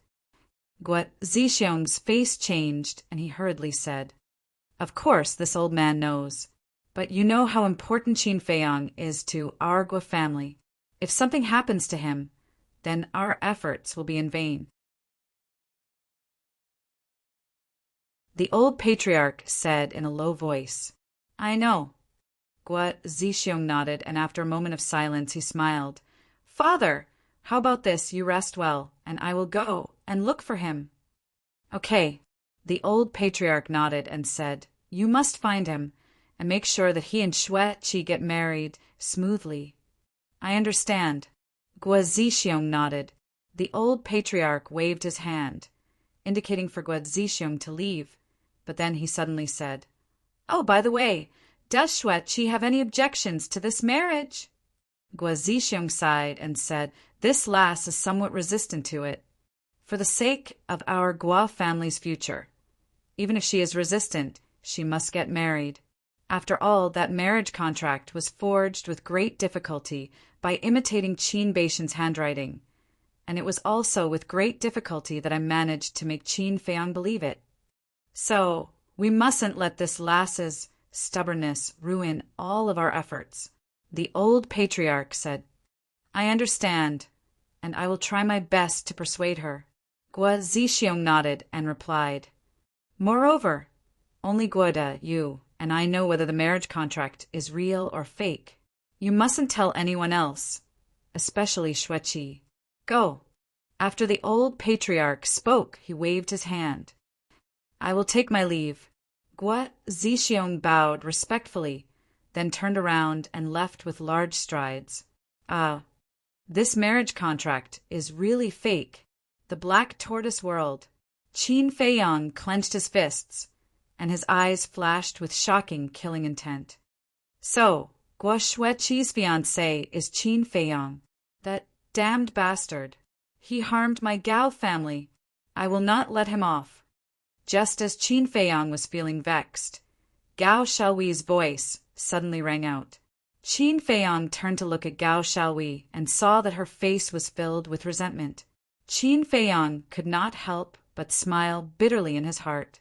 He did not expect to get into so much trouble as soon as he arrived in the ancient world. What a headache! Fire Lotus glanced at Gao Xiaohui and said telepathically, "Qin Dage, the Gao family is really innocent." Qin Feiyang sighed and said, "It's my fault. I acted rashly without investigating properly." "Then what should we do now?" Fire Lotus asked in her heart. "Since they dared to trick me, they will have to pay the price." Qin Feiyang's eyes flashed with a cold light. "I am asking Gao Xiaohui how to deal with this matter," Fire Lotus said in her heart. Qin Feiyang glanced at Gao Xiaohui and frowned. Gao Xiaohui did not know that the enemy she was looking for was right next to her. She lowered her head and frowned. There was a trace of suspicion on her face. Qin Feiyang sighed in his heart and asked with a smile, "Miss Xiaohui, what are you thinking about?" Gao Xiaohui glanced at Qin Feiyang and said indifferently, "I am thinking that the name Qin Batian sounds familiar." "Familiar?" Qin Feiyang was stunned. He hurriedly grabbed Gao Xiaohui's hand and asked, "Are you sure?" Gao Xiaohui was taken aback by this sudden turn of events. She immediately shouted, "What are you doing? Let go of me." Qin Feiyang was stunned. He quickly let go of Gao Xiaohui and smiled apologetically. Sorry. I was impulsive. Don't misunderstand. What's wrong with you? Why are you so surprised? Let me tell you, I am not that kind of woman. Don't even think about hitting on me. Gao Xiaohui looked at Qin Feiyong with disgust. It seemed that she had misunderstood Qin Feiyong. Qin Feiyong was not in the mood to explain. He asked again, Miss Xiaohui, are you sure you have heard of the name Qin Batian? Gao Xiaohui looked at Qin Feiyong suspiciously and asked, Why? Do you know this Qin Batian? Fire Lotus saw this and sent a message to Qin Dage. Calm down, Qin Dage. Qin Feiyong was stunned. He cursed in his heart and almost lost his composure. He quickly composed himself and looked at Gao Xiaohui with a smile. This is the first time we have been born. How could we know Qin Batian? I just heard Guo Zixiong and the others talking about him. That's why I am curious about him. I see. Gao Xiaohui nodded and lowered her head to ponder. Qin Feiyong waited patiently. A moment later, Gao Xiaohui shook her head and said, I think I have heard this name before, but I can't remember where. Qin Feiyong controlled his temper and said with a smile, Take your time. Don't worry. Gao Xiaohui fell silent again. Fire Lotus looked at Gao Xiaohui and sent a message. Qin Dage, didn't Guo Zixiong say that no one here knew your ancestor? Why does Gao Xiaohui have an impression of him now? If Gao Xiaohui really knows about my ancestor, it means that Guo Zixiong is lying to me. Qin Feiyong thought. That's right. They even dared to forge a marriage contract. What else can they not do? But what is the Guo family planning? Fire Lotus was suspicious. Qin Feiyong also had an indescribable irritation in his heart. I remember now. Gao Xiaohui's eyes suddenly lit up. She looked at Qin Feiyong and Fire Lotus and said, What did you remember? Qin Feiyong asked with a smile. He tried to make his tone and expression calm. Gao Xiaohui said, This Qin Batian, I heard Big Brother mention him before. He seems to be a disciple of the Nine Heavens Palace. What? Qin Feiyong froze. My ancestor was a disciple of the Nine Heavens Palace? This was too ridiculous. How could the founder of the great Qin dynasty lower himself to become a disciple of the Nine Heavens Palace? Absolutely impossible. Literature Center.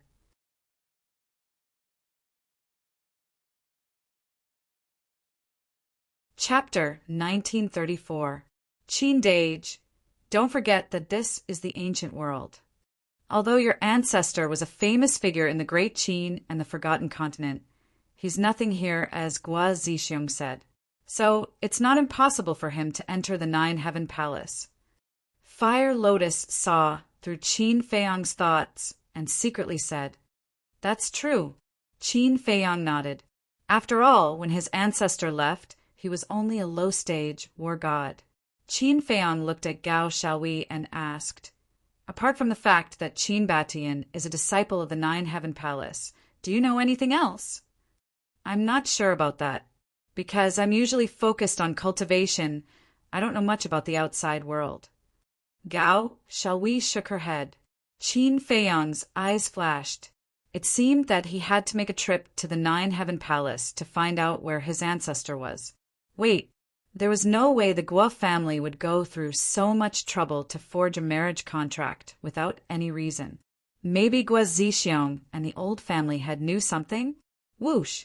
With this thought, Qin Feiyong looked at the image in the air again. After Guo Zixiong left, the old family head had already entered the pavilion. Fire Lotus said, Qin Dage, just kill this Gao Xiaohui so that she won't bring you trouble in the future. There's no rush. Let's deal with the Guo family first. Qin Feiyong's eyes flashed with killing intent. He controlled the Black Tortoise realm and silently entered the pavilion. Soon he found the old family head. The old family head was sitting cross-legged on the bed in the bedroom on the second floor, closing his eyes and recuperating. What's going on? Gao Xiaohui looked at the old family head, then suspiciously looked at Qin Feiyong. Why did this person look like he wanted to harm the old family head? But wasn't this the first time this pair of brother and sister came out? Why did they have a grudge with the Guo family? No, this man and woman's identity definitely wasn't that simple. Thinking of this, Gao Xiaohui's eyes flashed. Who? Qin Feiyang stared at the old patriarch and took a deep breath. He then turned to Fire Lotus and said, "Keep an eye on Gao Xiaohui." "All right." Fire Lotus nodded. Qin Feiyang waved his hand, and the image in the void disappeared. Then a blood-red sword light emerged from his palm. Gao Xiaohui's body began to tremble. What was that? How could it contain such a terrifying killing intent? Outside, the old clan leader's expression was serene. He did not notice that danger was approaching at all. Whoosh! Suddenly, a terrifying killing intent surged. The old patriarch was shocked and immediately opened his eyes. However, the moment he opened his eyes, he felt a sharp pain in his lower abdomen. He looked down and saw that there was a bloody hole in his lower abdomen. Immediately after, that heart-wrenching pain caused him to cry out in pain. At the same time, inside a large hall, Guo Zixiong and Guo De stood opposite each other. Guo Zixiong said, "Second uncle, I'm going to look for Qin Feiyang. Help me deal with the matters of the clan first." "Okay, be careful," Guo De reminded. Guo Zixiong nodded and opened an altar. However, at this moment, the two of them suddenly felt a terrifying killing intent and the scream of the old patriarch. "What's going on?" The two of them were surprised. "Not good, it's father's voice." "Second uncle, quick!" Guo Zixiong exclaimed. The two of them immediately rushed out of the hall and rushed towards the courtyard.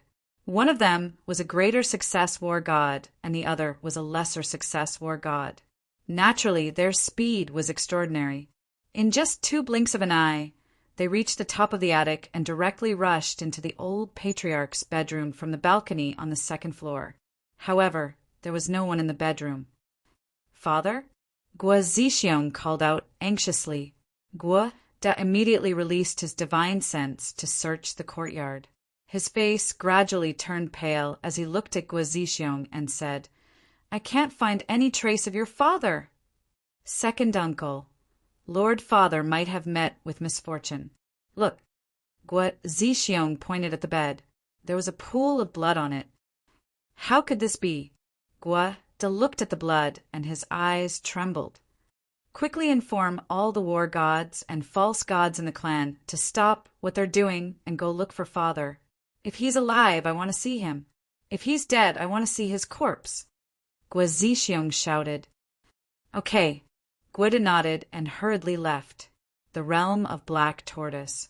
Deep in the desert, an old man with white hair stood in the yellow sand while holding his bleeding abdomen. It was the old patriarch. However, at this moment, he looked up at the sky, his eyes filled with shock and fear. In the sky, Qin Feiyang stood with his back facing the old patriarch with his hands behind his back. There was an image in the sky in front of him. The image was showing the scene inside the attic. He silently looked at Guo Zixiong in the image. His eyes were filled with coldness. "Who are you?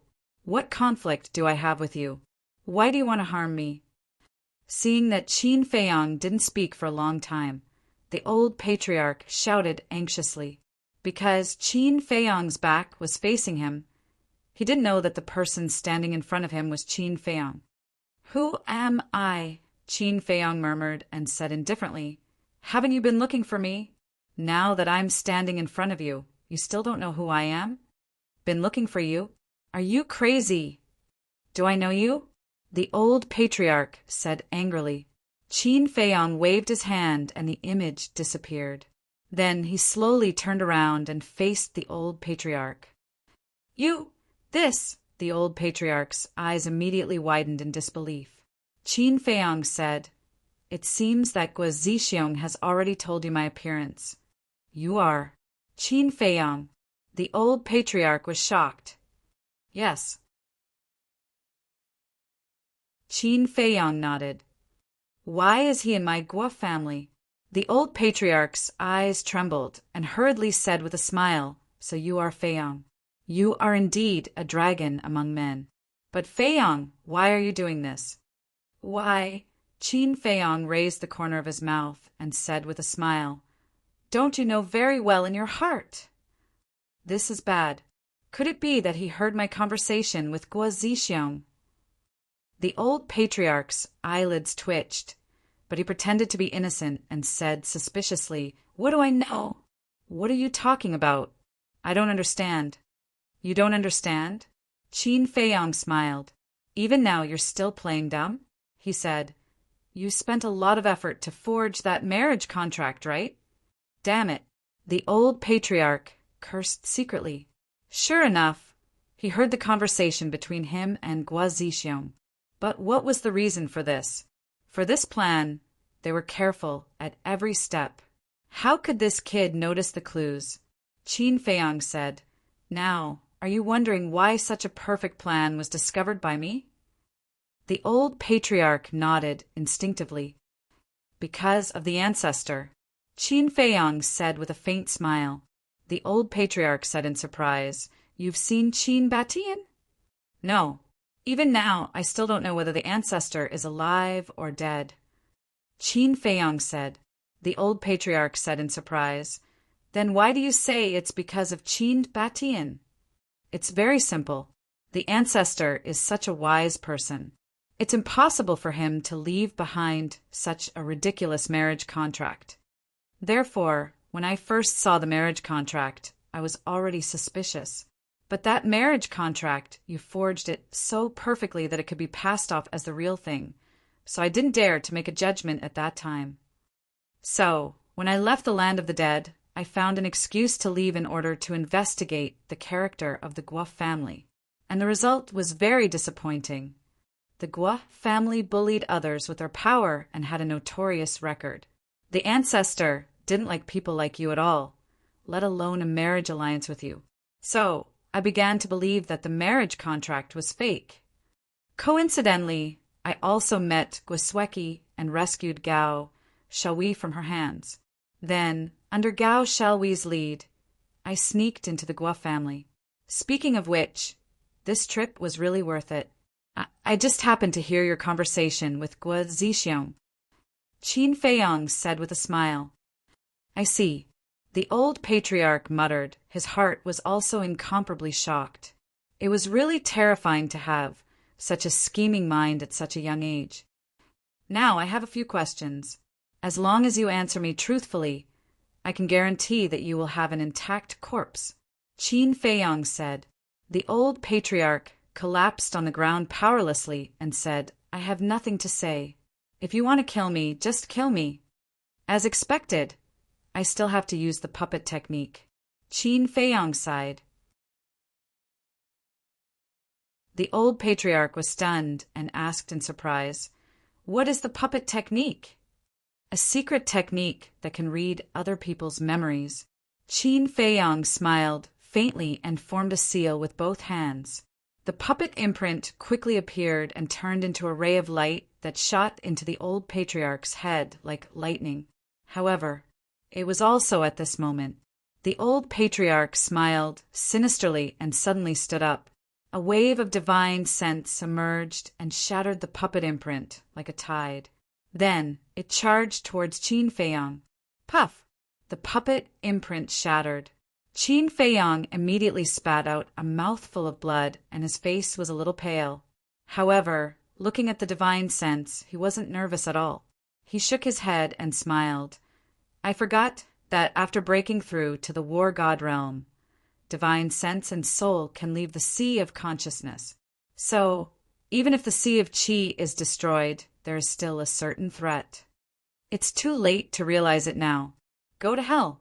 The old patriarch laughed sinisterly. Sigh, you really won't cry until you enter the coffin. Qin Feiyong sighed and waved his hand.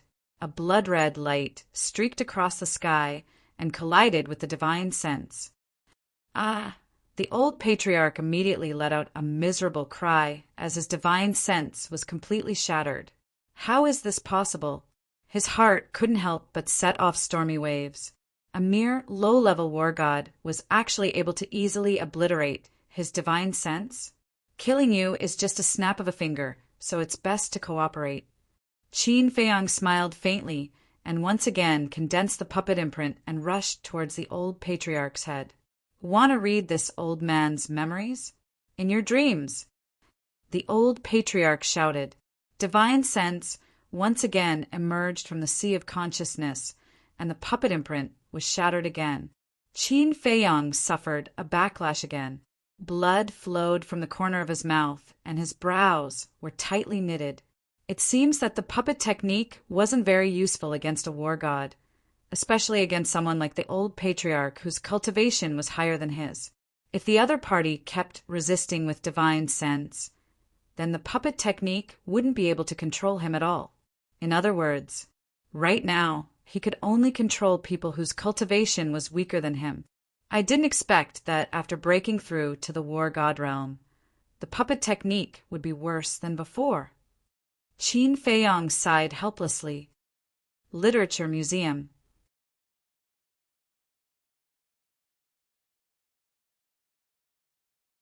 Chapter 1935. Before reaching the war god realm, as long as his sea of qi was destroyed, he could control the other party, no matter how high their cultivation was. Because at that time his soul hadn't evolved into a divine soul. But now it was different. On one hand, he had to consider his cultivation. On the other hand, he had to consider his divine soul. In short, he couldn't use a divine art like the puppet art as easily as before. Even the seal of enslavement was the same, unless the other party was willing. Looks like I have to resort to some extreme measures. Qin Feiyang wiped the blood from the corner of his mouth and looked at the old patriarch with a smile. The Gao family must have suffered a terrible fate. What do you want to do? The old patriarch's body trembled as he roared. Since the Gao family is gone, there's no need for the Guo family to exist. I might as well help Gao. Shall we take revenge for the extermination of her clan? Qin Feiyang faintly smiled. You, the old patriarch glared at Qin Feiyang and said, don't forget that you have something to do with the destruction of the Gao family. That's right, but I didn't kill anyone from the Gao family. Even in the land of the dead, I only destroyed the patriarch's cultivation. In the end, he died in the hands of Guo Zixiong. Plus, as long as the Guo family is gone, no one will know about it. Qin Feiyang smiled. You devil, aren't you afraid of being punished? The old patriarch roared. If you're not afraid, why should I be? Qin Feiyang said with a faint smile. Fine, I'll tell you everything you want to know. Just let my family go. After all, we gave you a lot of soul stones. The old patriarch stared at Qin Feiyang coldly, but in the end he compromised. He had to compromise. He had seen Qin Feiyang's strength with his own eyes. If he really attacked, no one in the Guo family could stop him. Don't make it sound so righteous. If you didn't want to harm me, why would you give me soul stones? Even if I kneel on the ground and beg you, you won't give me a single soul stone. But then again, I really have to thank you. If it weren't for the soul stones you gave me, I wouldn't have been able to break through to War God so quickly. Now, I'm afraid I can only be at your mercy, Qin Feiyang said with a smile. Hearing this, the old patriarch was so angry that he vomited blood. His intestines were green with regret. If he had known this would happen, he would never have given this human soul stone to him. He sat weakly on the ground and said, Ask away! I asked you to answer before, but you didn't. Now, I don't want to ask any more. It's a waste of time. Qin Feiyang formed another seal, and the puppet imprint appeared once more. Stop resisting, or I'll really slaughter your Guo family. After saying that, Qin Feiyang waved his hand, and the puppet imprint pierced through the void and disappeared into the old patriarch's head. The old patriarch hesitated for a moment before finally giving up on resisting. Very soon, the puppet technique was completed. Qin Feiyang did not delay and immediately began to read the old patriarch's memories. The old patriarch immediately held miserably like a pig being slaughtered. He felt as if his soul was being forcefully torn apart. Gradually, Qin Feiyang's face was filled with joy. Soon, that joyful expression turned into one of ecstasy. Finally, Qin Feiyang could not help but laugh and cry. At the same time, inside the ancient castle, Tantai Li and Qin Rushwang had already woken up from their seclusion. The mother and daughter stood together with a look of anticipation and nervousness. Suddenly, an invisible force enveloped them. The mother and daughter both appeared beside Qin Feiyang. Feiyang, the two of them looked at Qin Feiyang. They wanted to ask but did not dare to. Qin Feiyang stopped laughing, looked at the mother and daughter with tears in his eyes and said, "Great-grandmother, the ancestor, what happened to him?" Tantai Li hurriedly asked. Qin Feiyang's tone was choked, and there was a trace of grief on his face. Qin Rushwang urged, "Feiyang, what happened? Hurry up and tell us." Ancestor." Qin Feiyang lowered his head, a trace of grief creeping onto his face.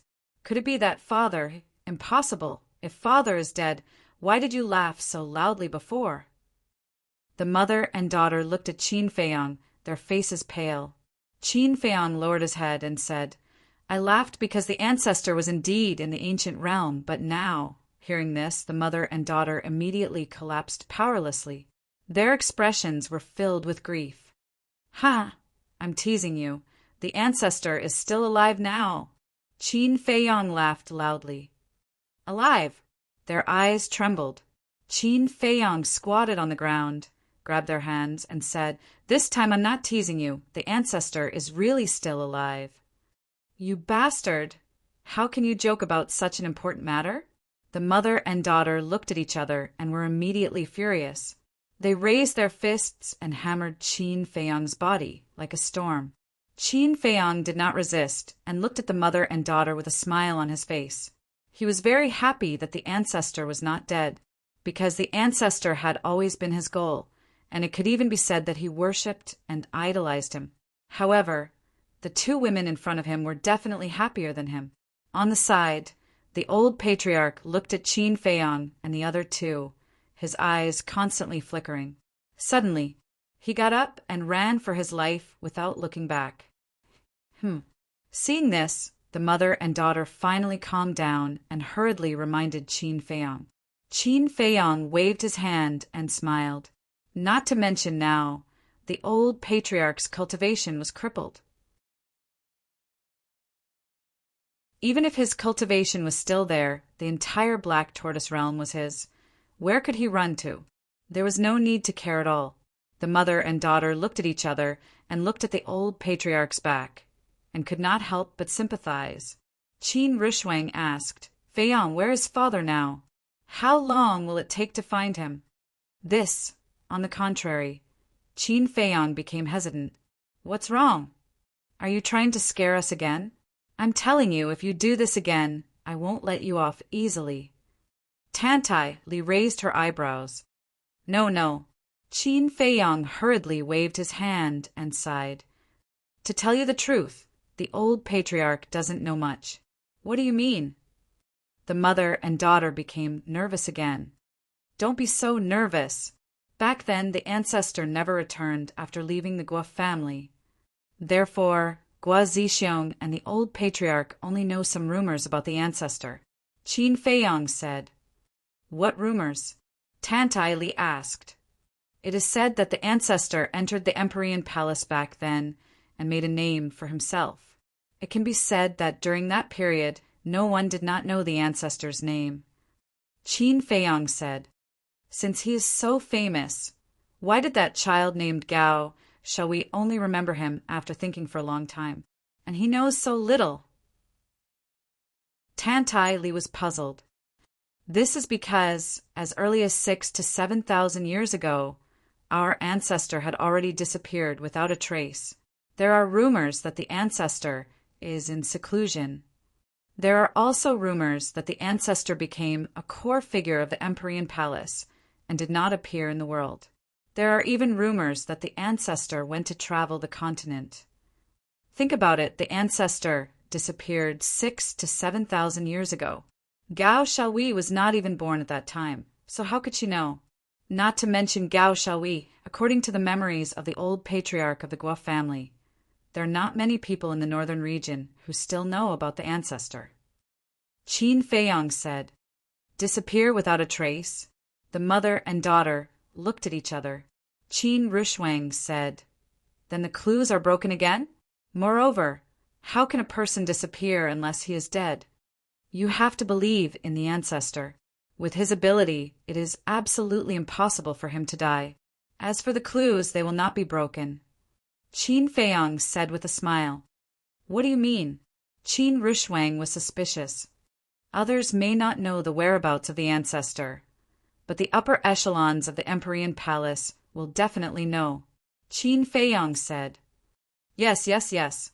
Since father has stayed in the Empyrean Palace, then the people of the Empyrean Palace will definitely know his whereabouts." "Feiyang, let's go to the Empyrean Palace immediately," Qin Rushuang urged. "Look at how anxious you are." Qin Feiyang smiled helplessly and sighed. The Empyrean Palace is not a place that everyone can enter. Qin Rushuang and Tantai Li looked at each other and looked at Qin Feiyang suspiciously.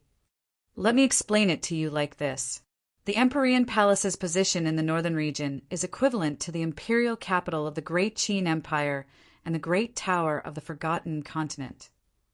One must go through layers of tests before one can enter, and those who can enter the Empyrean Palace are basically the favored ones of the heavens. Therefore, this matter cannot be rushed," Qin Feiyang said with a smile. Hearing this, Tantai Li looked at Qin Rushuang and smiled bitterly. "It seems that there is still a long way to go before we can find and reunite with your father." Qin Rushuang clenched her fists and said firmly, "No matter how difficult it is, I must find him." Tantai Li rubbed Qin Rushuang's head and felt sorry for her. Then she looked at Qin Feiyang and asked, "Why did the Guo family forge the marriage contract?" "Because of ambition. The Guo family is not willing to continue struggling at the bottom of the ancient world, so they want to use me to establish a relationship with the ancestor. Because with the ancestor's position in the Empyrean Palace, as long as I marry Guosweki, it will be equivalent to having the Empyrean Palace as a backer. Even if the ancestor is not in the Empyrean Palace now, with the ancestor's prestige, the Guo family can still reap many benefits. The most important thing is the purple gold dragon blood," Qin Feiyang said. "Purple gold dragon blood?" The mother and daughter frowned. "Yes, the purple gold dragon blood flowing in the ancestor's body is no longer a secret in the northern region. There are even rumors that the reason the ancestor has such heaven-defying talent and can rise in such a short time is entirely because of the purple gold dragon blood. Therefore, the Guo family wants me to marry Guosweki and give birth to a few descendants with the purple gold dragon blood. In this way, the Guo family can still rise even without the ancestors and my help." Qin Feiyang said, "Haha, so that's how it is. The Guo family is really scheming. They are completely using you as a tool to give birth to children." Qin Rushuang covered her mouth and laughed. Qin Feiyang's face was full of helplessness. Tantai Li said, "Does Guosweki know about this?" "No." Qin Feiyang shook his head. "She can't even control her own marriage. She doesn't even know anything. What a pitiful child." Tantai Li shook her head and sighed. After pondering for a while, she said, "By the way, how is the relationship between your ancestor and the Guo family?" Literature Museum.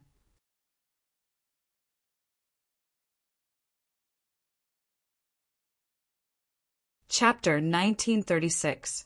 Qin Feiyang pondered for a while and frowned. "I can't explain their relationship." "Didn't you read the old patriarch's memory?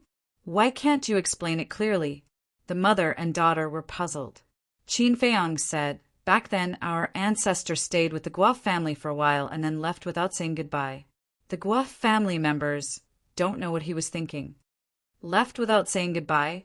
Tantai Li frowned. Mother, did you think of something? Qin Rushuang asked. Tantai Li said, Your father has a good character. If there wasn't a special reason, he wouldn't have left without saying goodbye. Qin Rushuang said, Then what do you think the special reason is? I think he might have found out about the Guelph family's character, but didn't want to reveal it. So he left without saying a word. Tantai Li said. Qin Feiyang's eyes lit up, and he said with a smile, Great-grandmother, what you said makes sense. Tantai Li waved her hand and said with a smile, I'm just guessing and don't take it seriously. However, Guo Zixiong's family has a good plan. Mother, why are you still praising them? Qin Rushuang was a little dissatisfied. Of course, I have to praise them. You dare to scheme against Feiyang? How audacious! Tantai Li chuckled. Qin Feiyang and Qin Rushuang looked at each other. Why did Tantai Li's tone sound a little off? Tantai Li looked at Qin Feiyang with a smile and asked, Feiyang, what do you think we should do? It seems that great-grandmother is angry. Qin Feiyang muttered to himself, but he was very touched. Great-grandmother was angry because the Guo family had schemed against him. In other words, she was fighting for him. Qin Feiyang pondered for a while and shook his head. To tell you the truth, great-grandmother, I've thought about this seriously. I originally wanted to destroy the Guo family directly, but now I don't want to do it. You don't want to do it? Tantai Li raised her eyebrows.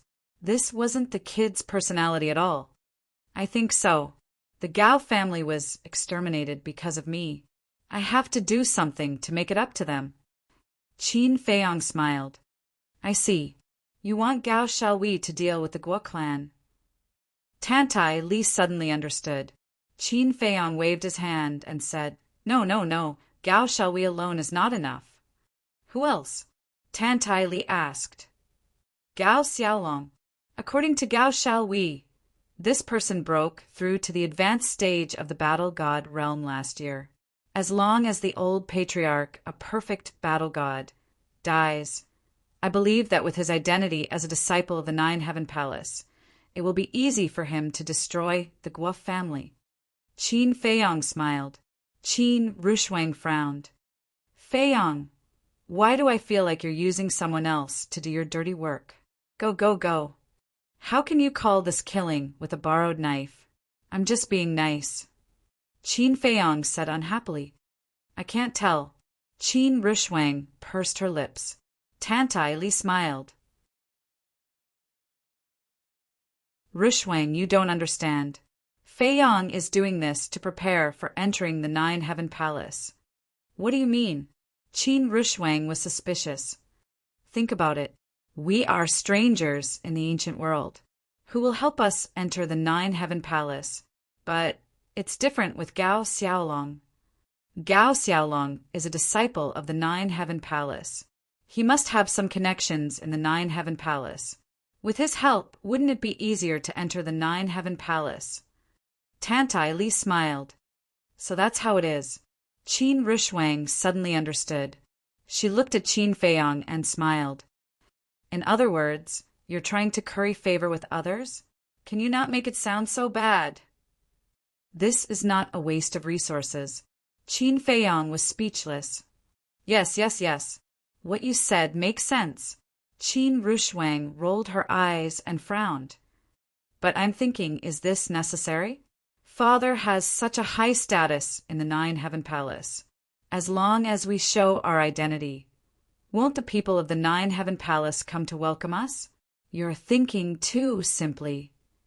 As the saying goes, the tallest tree in the forest will be destroyed by the wind. Our ancestor was so talented that he must have aroused the jealousy of many people. Moreover, we don't know what's going on with our ancestor. So, at this time, if we reveal our identity in advance, it might backfire. Qin Feiyang said, Rushuang, do you see? This is the brain.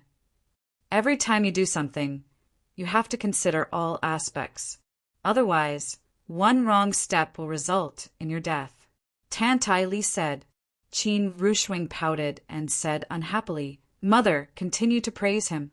Be careful not to praise him to the heavens. All right. Feiyang, do as you see fit. Send us to the castle. Tantai Li smiled. Okay. Qin Feiyang nodded. With a wave of his hand, the two disappeared. Then, he released his perception and a cold smile crept up the corner of his mouth. Somewhere in the desert, as the old patriarch ran for his life, he looked around in bewilderment. What the hell is this place? Other than the sandstorm, there was nothing. Are you tired? If you're tired, take a rest. Suddenly, a teasing voice sounded. The old patriarch's gaze trembled. He looked up and saw Qin Feiyang standing in the air with a playful look in his eyes. Don't kill me, okay? The old patriarch knelt on the ground powerlessly, his face full of despair. Qin Feiyang crossed his arms in front of his chest, a cold light flashing in his eyes. Suddenly, he waved his hand and smiled. Don't worry, I won't kill you. Really? The old patriarch was surprised and happy. Of course. Qin Feiyang smiled and waved his hand. The power of rule force descended from the sky, forming a barrier and trapping the old patriarch inside. What kind of power is this? The old patriarch glanced at the barrier in surprise. Just stay here. When I need you, I'll come and find you. After saying so, Qin Feiyang flashed and disappeared. The old patriarch retracted his gaze, reached out his hand, and carefully touched the barrier. Immediately, a pressure from the soul rushed to his mind. He quickly retracted his arm, his face full of fear. I forgot one thing. At this time, Qin Feiyang appeared again and glanced at the old patriarch's index finger. There was a black ring on his index finger. Qian Kuan ring. Shua. Qin Feiyang stepped on the barrier and smiled. Give me your Qian Kuan ring and your divine artifact. The old patriarch looked at the Qian Kuan ring and hesitated, his face full of reluctance. He didn't care much about the Qian Kuan ring. What he cared about was the treasures in the Qian Kuan ring. Hurry up! Qin Feiyang shouted. Yes. The old patriarch nodded, took off the Qian Kuan ring, and handed it to Qin Feiyang. Qin Feiyang grabbed it in his hand and said, There's also a divine artifact. The old patriarch hurriedly said, I have a divine artifact, but it's not with me now. Then who has it? Qin Feiyang frowned. The old patriarch didn't dare to say. Qin Feiyang looked at the old patriarch, his eyes flashing slightly, and said, Your divine artifact should be the fire dragon divine sword. No. The old patriarch shook his head. His divine artifact was actually the fire dragon divine sword. The reason why he denied it was because he was afraid that Qin Feiyang would find trouble with Gwisweki. Fire dragon divine sword, high-grade divine artifact. To be honest, I don't like it. Qin Feiyang smiled disdainfully, took out a spirit sea pill, threw it to the old patriarch, and disappeared without a trace. The old patriarch was stunned. Why did he give him the spirit sea pill? Wasn't he afraid that his Qi Sea would recover and break the barrier and escape? The land of the demons. The herb field. Fire Lotus and Gao Xiaohui sat in the courtyard of the herb field, chatting and laughing, and got along very well. Gao Xiaohui looked outside the courtyard at the swaying herbs and said in surprise, Fire Lotus sister, such a big herb field, is it all yours? Yes. Fire Lotus nodded. Gao Xiaohui said, Then where is this place? And why are you wearing a mask? This place. Fire Lotus looked around and said with a smile, A very magical place. As for the mask, it's because I'm too smelly and I don't want to scare people. Gao Xiaohui was stunned and said helplessly, Fire Lotus sister, you didn't say anything. What are you talking about? You look so happy. Qin Feiyang appeared in the courtyard and looked at the two with a smile. Gao Xiaohui immediately stood up and stared at Qin Feiyang, a trace of vigilance creeping up her face. I say, Miss Shall-we, this is your fault. Am I that scary? Staring at me like this the moment you arrived? Besides, don't forget that I'm your savior. Qin Feiyong was displeased. Who knows if you have an ulterior motive for saving me? Gao, Shall-we harumphed coldly. Qin Feiyong's face was full of helplessness. Fire Lotus shook her head and smiled. She walked to Qin Feiyong's side and asked, Brother, is everything settled? Brother? Qin Feiyong was stunned. Why did she call him so affectionately? Didn't you say to Gao Shall-we that we're brother and sister? Then, in front of her, of course I have to call you brother. Fire Lotus transmitted her voice. Qin Feiyong was stunned, then he laughed involuntarily and nodded. Everything is settled. Then what's next? Fire Lotus asked. Next? Qin Feiyong pondered for a moment, then looked at Gao Shall-we. Your brother Gao Xiaolong is in the Nine Heavens Palace, right? Yes. Gao Shall-we nodded. Qin Feiyong said, Good. I'll send you to the Nine Heavens Palace now. You're sending me to the Nine Heavens Palace? Gao Shall-we was stunned. Then she waved her hand. Thank you for your kindness, but there's no need. I can go by myself. You really don't need to guard against me like this. On the contrary, the one you should be worried about is your brother. Qin Feiyong said. Gao Shall-we sneered.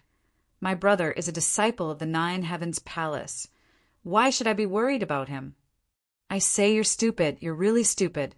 Didn't you hear the conversation between the old patriarch and Guo Zixiong? At that time, Guo Zixiong mentioned your brother, saying that your brother is a threat. Does that mean he wants to get rid of your brother? But the old patriarch told Guo Zixiong not to worry, saying he has his own plans. What do you think the old patriarch's plans are? Qin Feiyong teased. This, Gao Shall-we was dumbfounded. Qin Feiyong said, Let me tell you, there is only one plan, and that is to spend money to buy your brother's life. Now tell me, should I be worried about your brother? Yes, yes, yes. Gao Shall-we nodded repeatedly, then looked at Qin Feiyong in a daze, asking, Then what should I do now? Literature Museum.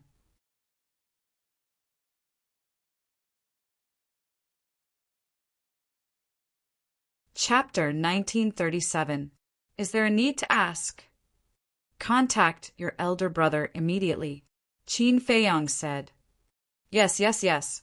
Gao Shall-we nodded, but her face suddenly stiffened. She looked at Qin Feiyong and said bitterly, My Qinkuan bag and image crystal were destroyed by the Guo family. I can't contact my elder brother. Qin Feiyong frowned. When he was at the volcano, he seemed to have heard Guo Sueki and the black-clothed man say that Gao Shall-we and Gao Guofeng's Qinkuan bags and Qinkuan rings were destroyed. This was a bit difficult. Qin Feiyong asked, Is there no one else who can contact your elder brother? No. Those who can contact my elder brother have been killed. Gao Shall-we shook her head. Qin Feiyong pondered for a while and said, It seems that we can only go to the Ninth Heaven Palace first and find a way to find your elder brother. Then let's go quickly, Gao Shall-we urged. Qin Feiyong's eyes flashed slightly and said, Before we set off, I still need to do something. What is it? Gao Shall-we was suspicious. It has nothing to do with you. Qin Feiyong glanced at her indifferently. With a wave of his hand, an image appeared in the void. In the image, Guo Zixiong stood in front of the bed, looking at the bloodstains on the bed with a gloomy face. Swish! Suddenly, a woman in red appeared next to Guo Zixiong out of thin air. Looking at this woman, Gao Shall-we's eyes flashed with hatred, because this woman was Guo Sueki. Father, what's going on? As soon as Guo Sueki appeared, she saw the bloodstains on the bed and asked Guo Zixiong.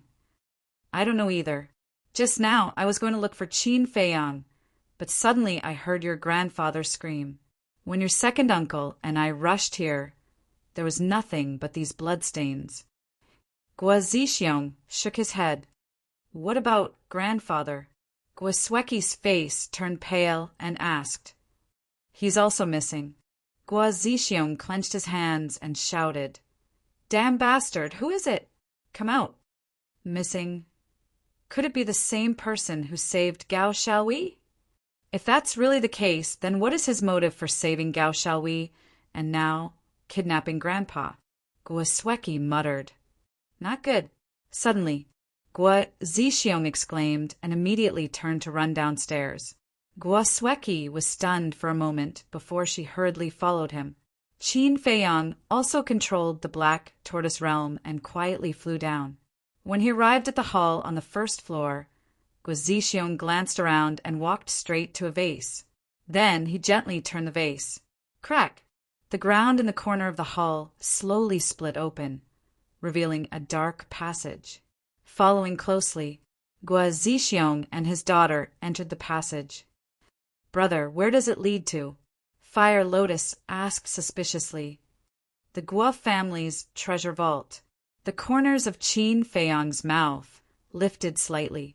He controlled the Black Tortoise Realm and flew in. "So this is what you want to do." Fire Lotus suddenly smiled. Gao Xiaowei couldn't help but size up Qin Feiyang and his daughter. She asked suspiciously, "What grudge do you have with the Guo family? You won't even let go of the treasure vault." Qin Feiyang laughed. "We just came out of seclusion. What grudge could we have with the Guo family? We are helping you vent your anger." Gao Xiaowei was stunned. They were not related to her. Helping her vent her anger? That's bullshit. The secret passage was not long. Soon, they saw a stone door in front of them. The stone door was tightly shut and emitted a strong aura. Guo Zixiong ran to the stone door and pressed down on a stone brick beside the stone door. The stone door immediately opened. A secret room about 100 feet wide appeared in front of them. Inside the secret room, there were rows of iron shelves neatly placed on top of which were thousands of Qingkuan bags. So many Qingkuan bags. How many treasures are there? Fire Lotus was dumbfounded. Apart from the Qingkuan bags, there were also some knives, spears, sticks, jade boxes, and iron boxes. Gao Xiaowei snorted. How can the Guo family have so many treasures? Half of the treasures here belong to the Gao family. You are from the Gao family? Fire Lotus was stunned. Qin Feiyang laughed. Fire Lotus, think about it. After the Guo family gets rid of the Gao family, will they let go of the Gao family's treasure vault? Fire Lotus was slightly taken aback and laughed. Looks like we are quite lucky to get the treasures of two families. Qin Feiyang was also full of smiles. There must be a lot of soul stones and divine crystals here. Wait. Didn't you say you would help me vent my anger? But why does it sound like you want to take all the treasures here?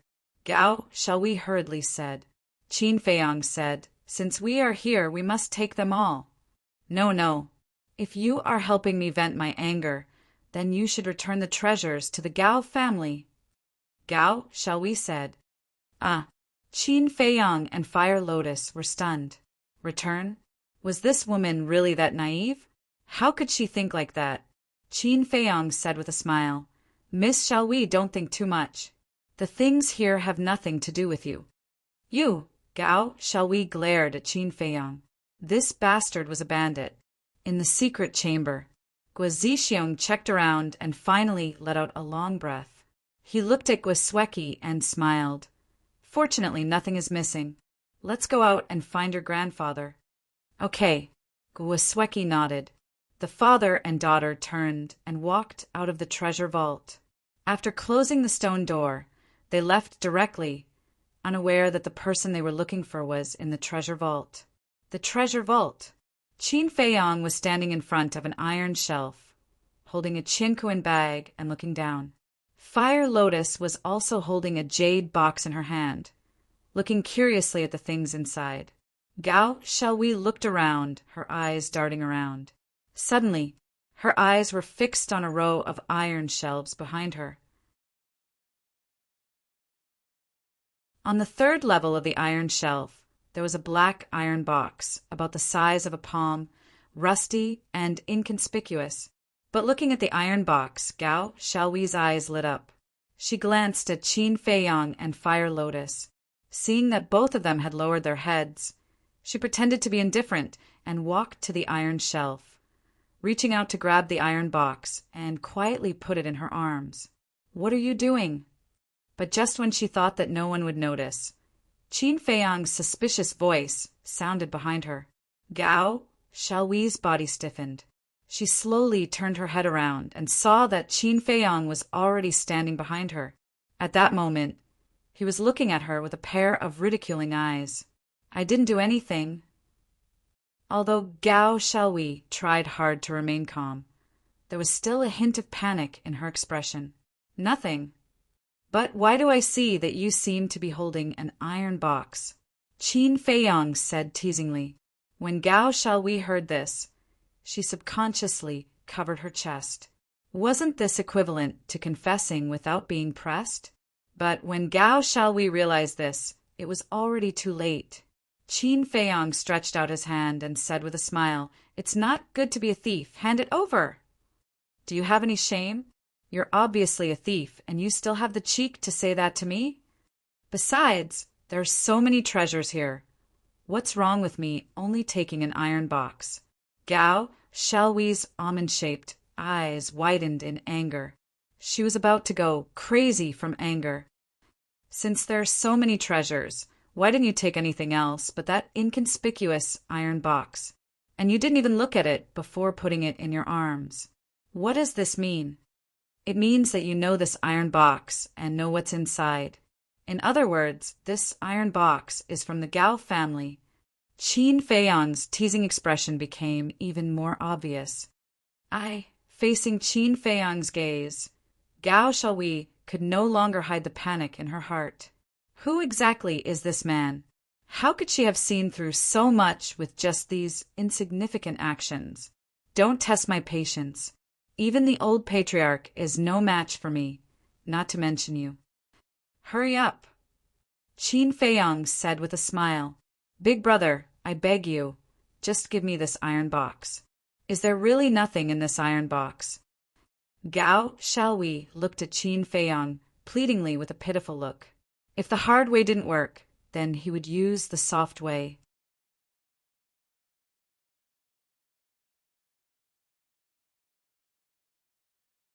Chapter 1938. Qin Feiyang didn't say anything. He just looked at her with a smile. She wouldn't budge. Seeing this, Gao Xiaohui decided to act shamelessly. She stuck out her chest, raised her back, and glared at Qin Feiyang. "Search me if you dare." "Hey, do you think I don't dare?" After Qin Feiyang finished speaking, he grabbed Gao Xiaohui's arm with one hand. His other hand reached into Miss Gao's bosom with lightning speed and took away the metal box. Gao Xiaohui was dumbfounded. Then, her cheeks turned red. "Bastard! Hooligan! How dare you ruin my innocence, you scoundrel! I'll kill you!" However, just as Gao Xiaohui pounced towards Qin Feiyang with bared fangs and brandished claws, Huolian stepped in front of Qin Feiyang. With bone-chilling coldness in her eyes, she coldly said, "Miss Gao Xiaohui, don't push your luck." Looking at Fire Lotus's eyes, Gao Xiaohui couldn't help but feel a sense of fear. She felt as if she was facing the god of death. This was completely different from the Fire Lotus she had seen before. Before, Huolian had always been very kind and gentle, which made Gao Xiaohui think that Huolian was a docile and obedient girl. So when she suddenly saw the other side of Fire Lotus, she couldn't accept it for a while. As for Qin Feiyang, he simply ignored Gao Xiaohui and directly opened the metal box. Inside, there was a green ring that looked like it was carved out of a piece of jade. It was bright and shone with divine light. Qin Feiyang took out the ring and looked at it curiously. He found that it was an interspatial ring. An interspatial ring could only be opened and used after it was owned by a drop of blood. Qin Feiyang glanced at Miss Gao and entered the Black Tortoise realm alone. He cut his finger, and a drop of purple gold dragon blood fell on it. Immediately, the interspatial ring emitted wisps of blurry, purple gold light. He had to keep the fact that he had the purple gold dragon blood a secret for now. After Qin Feiyang recognized him as the owner, he immediately checked the Cosmos Ring. When he saw the things inside the Cosmos Ring, a trace of pleasant surprise appeared on his face. The interspatial ring was filled with soul stones. He estimated that there were at least 3,000 to 4,000 of them. No wonder Gao Xiaowei wanted the metal box so badly. It turned out that there were so many soul stones hidden inside. Whoosh! After Qin Feiyang sent the soul stone to the castle, he took a look at the old patriarch's interspatial ring. Aside from some pills, there were also a few hundred soul stones. There were more than 2,000 divine gems. Qin Feiyang also sent them to the castle. He would count them when he had time. Subsequently, with the emerald interspatial ring in his hand, he reappeared in the treasury. As soon as Qin Feiyang appeared, Gao Xiaowei stared at the interspatial ring in his hand. Fire Lotus asked suspiciously, "Brother, what's inside?" 3,000 to 4,000 soul stones. Qin Feiyang smiled. "So that's how it is," Huolian said with a smile. Qin Feiyang said, "Let's see if there are any other soul stones." "Okay." Fire Lotus nodded. The two of them immediately got busy. They checked while sweeping through the items. Of course, they only checked briefly. After all, there were so many interspatial bags and boxes. If they counted them one by one, they didn't know how long it would take. Gao Xiaowei, on the other hand, could only watch angrily the whole time. In the end, the entire treasury was swept clean by Qin Feiyang and Fire Lotus. Most of the items in the interspatial bags were herbs. The jade box and the metal box were mostly battle arts and divine arts. And the sabers, spears, sticks, and sticks were also divine artifacts. However, there weren't many divine arts or divine artifacts in them. Of course, they wouldn't know the details until they counted them. They also found a lot of divine gems, at least 100,000, but they didn't find a single soul stone. In other words, there were only 3,000 to 4,000 soul stones in the entire treasury. Miss Xiaowei, there are thousands of villages under your Gao family and Guo family's rule. They give you offerings every year. This number is not small. But why are there only so few soul stones you have accumulated over the years? Qin Feiyang walked to Gao Xiaowei and frowned. What do you know? Both of our families have dozens of war gods and hundreds of false gods. Each of them needs soul stones. The soul stones handed over by those villages aren't enough for us, so it's not easy to accumulate 2,000 to 3,000, 3,000 to 4,000. Gao Xiaowei snorted. That's true. Qin Feiyang nodded, thought for a moment, and said, "Then this time, why did you two families want to fight?" The Guo family provoked the battle. According to our investigation, it seems that the Guo family gave the soul stones to someone and didn't have any savings, so they wanted to challenge our Gao family. The loser will hand over all their savings and territory, Gao Xiaowei said. I see. Qin Feiyang was enlightened. Fire Lotus snickered. Qin Dage, so you're the fuse of this battle. Me? Qin Feiyang was dazed. Yes. Didn't you hear what Gao Xiaowei said? The Guo family challenged the Gao family because they gave the soul stones to someone? Fire Lotus thought. Qin Feiyang was shocked. Then he couldn't help but smile wryly. Thinking about it, it did seem to be the case. The Guo family gave the soul stones to him, so they must be looking for soul stones. So they targeted the Gao family. Fire Lotus smiled and said, "You don't have to blame yourself because the Guo family and the Gao family are the same." That makes sense. Qin Feiyang smiled and glanced at the treasury again. Seeing that there was nothing left, he threw the yin and yang ring to Fire Lotus. "What are you?" Fire Lotus caught the yin and yang ring with a shocked expression.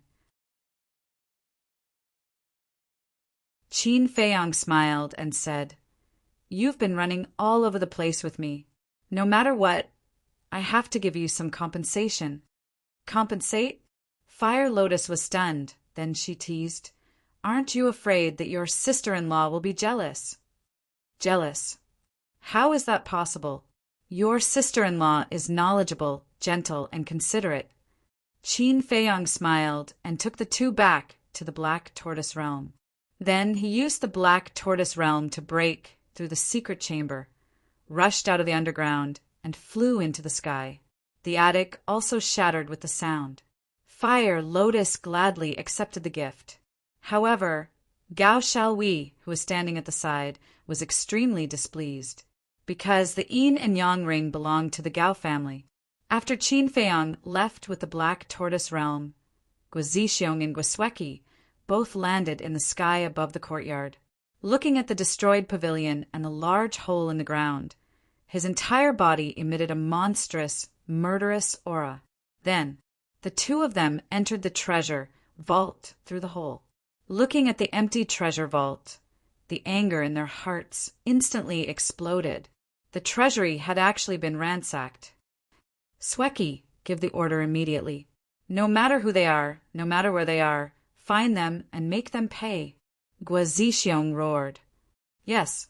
Guo Sweki nodded, glanced at the treasury, and left with a gloomy face. P.S. Late update, late blessing. I wish everyone a happy Lantern Festival. By the way, there are 3 chapters tomorrow.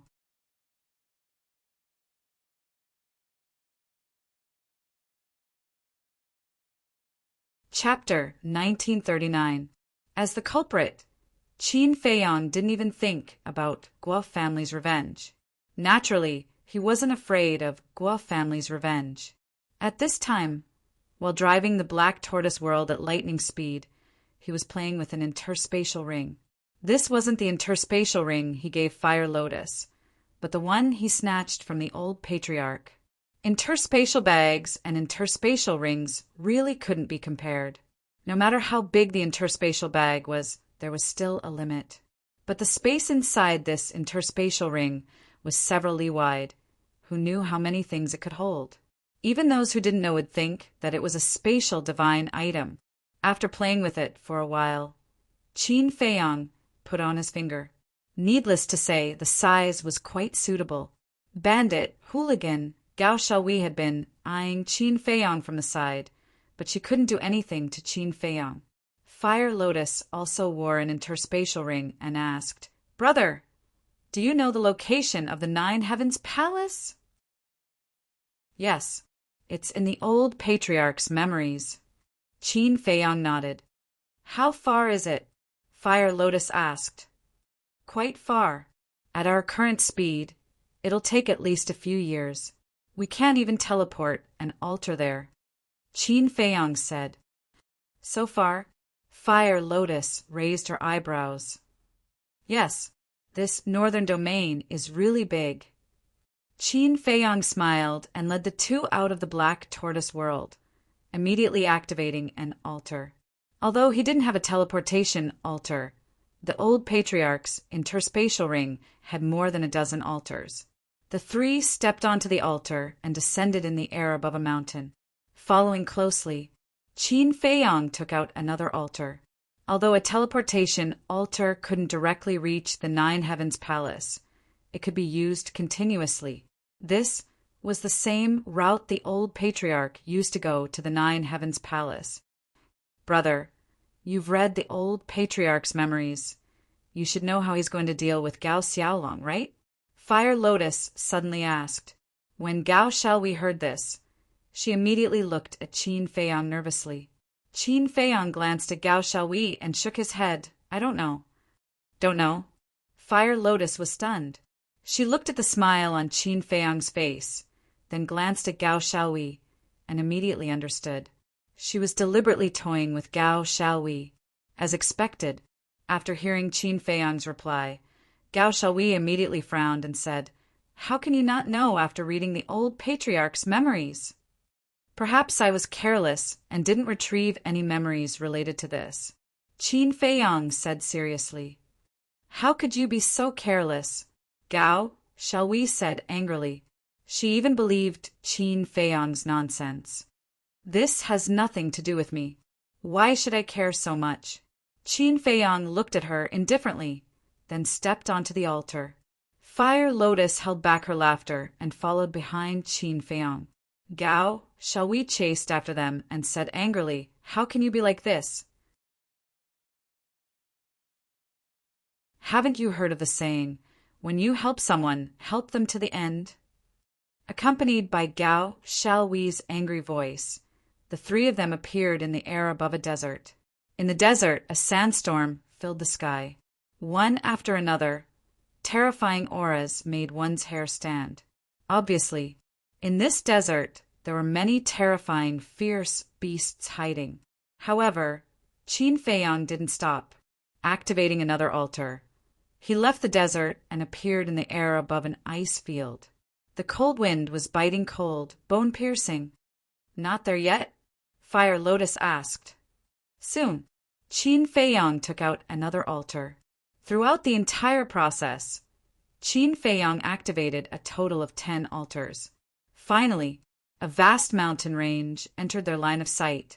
In the mountain range, there were overlapping mountains and old trees with roots.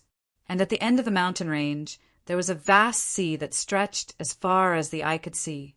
In the mountains, the torrential rivers were connected to the sea. Ferocious birds and ferocious beasts soared and roared in the forest. Here, there were green mountains and clear waters. Waterfalls could be seen everywhere. The environment was quite good. However, danger lurked everywhere, because the fierce beasts here were generally at the war god and monarch level. Qin Feiyang even felt an existence that surpassed the monarch level. And at the peak of the tallest mountain in the mountain range, that giant mountain was more than 10,000 zhang tall. The peak of the mountain was covered in white fog. In the fog, an ancient stairway to heaven could be vaguely seen. Qin Feiyang looked up at the peak of the mountain and said, "The 9-heaven palace that the old patriarch knew ended here." Fire Lotus said, "You mean the old patriarch only came here?" "That's right. According to his memories, the stairway to heaven at the peak of the mountain leads to the 9-heaven palace. Although the entrance is right in front of you, other than the disciples of the 9-heaven palace, everyone can only stop here. Whoever dares to trespass will be killed without mercy." Qin Feiyang said, "Then what should we do?" Gao Xiaohui looked helplessly at Qin Feiyang. If they couldn't enter the 9-heaven palace, they wouldn't be able to contact her big brother, Gao Xiaolong. Qin Feiyang said, "Wait for me here. I'll go up and take a look." "Then you have to be careful," Fire Lotus warned. Qin Feiyang nodded and soared into the sky, flying towards the mountain peak. At the same time, he took off his universe ring and put it in his clothes. He also took out a set of shabby clothes from his universe bag and put them on, pretending to be a country boy who had never seen the world. This way, if the people of the 9-heaven palace asked, he could pretend not to know. The mountain peak. It was as if a giant axe had flattened it, and it was paved with a layer of black stone bricks that had been there for a long time. The stairway to heaven was located in the middle of the mountain peak, slanting upwards, extending into the clouds. Qin Feiyang landed on the mountain peak and immediately saw an old man in white sitting cross-legged beside the stairway to heaven, motionless like a stone statue. The old man had white hair and a white beard, and his face was wrinkled. His eyes were closed, and no aura could be sensed from him, as if he was just an ordinary old man. But Qin Feiyang didn't dare to underestimate him, because it didn't take a genius to figure out that this old man was sitting cross-legged here to guard the stairway to heaven. In other words, he was the gatekeeper of the 9-heaven palace. How could the gatekeeper of the 9 heavens palace be a simple character? Qin Feiyang was on high alert as he raised his head to look at the stairway to heaven. The stairway to heaven was more than 10 meters wide. It was pure white, as if it was made of divine jade, exuding a sacred and ancient aura. At the end of the stairway to heaven, above the clouds, a huge island could be vaguely seen. Although he was unable to see it clearly, the majestic aura that was imperceptibly emitted had already given Qin Feiyang a feeling of impact and shock. This is the Nine Heaven Palace. Unrelated people, leave at once. Suddenly, a hoarse voice broke the silence in this place. The tone was calm and indifferent, without any ripples. Qin Feiyang quivered and hurriedly looked at the old man in white. Because the one who spoke was this old man, but he didn't open his eyes and his expression didn't change. "Greetings, Senior." Qin Feiyang cupped his hands and said. The old man in white didn't speak again, nor did he open his eyes to look at Qin Feiyang, as if Qin Feiyang was air. Qin Feiyang said, "Senior, Junior is here to see someone. I hope Senior can accommodate me." The old man in white said indifferently, "Use the image crystal to contact him." He still didn't open his eyes. Although his words were very calm, there was a kind of majesty that couldn't be disobeyed. Qin Feiyang raised his eyebrows and said, "Senior, the person Junior is looking for has not established a contract with Junior, so I hope Senior, let's go." But before Qin Feiyang finished, the old man in white opened his mouth. His tone began to have a trace of coldness. Qin Feiyang sighed helplessly, turned into a stream of light, cut through the sky, and landed beside Fire Lotus and Gao Xiaowei. "How is it?" Gao Xiaowei hurriedly asked. "There's no chance at all." Qin Feiyang shook his head. "What should we do?" Gao Xiaowei was burning with anxiety. "It's definitely impossible to enter the Nine Heaven Palace. We can only try our luck nearby and see if we can meet someone who knows your big brother." Qin Feiyang pondered. "Then let's go quickly." Gao Xiaowei urged. "What's the hurry?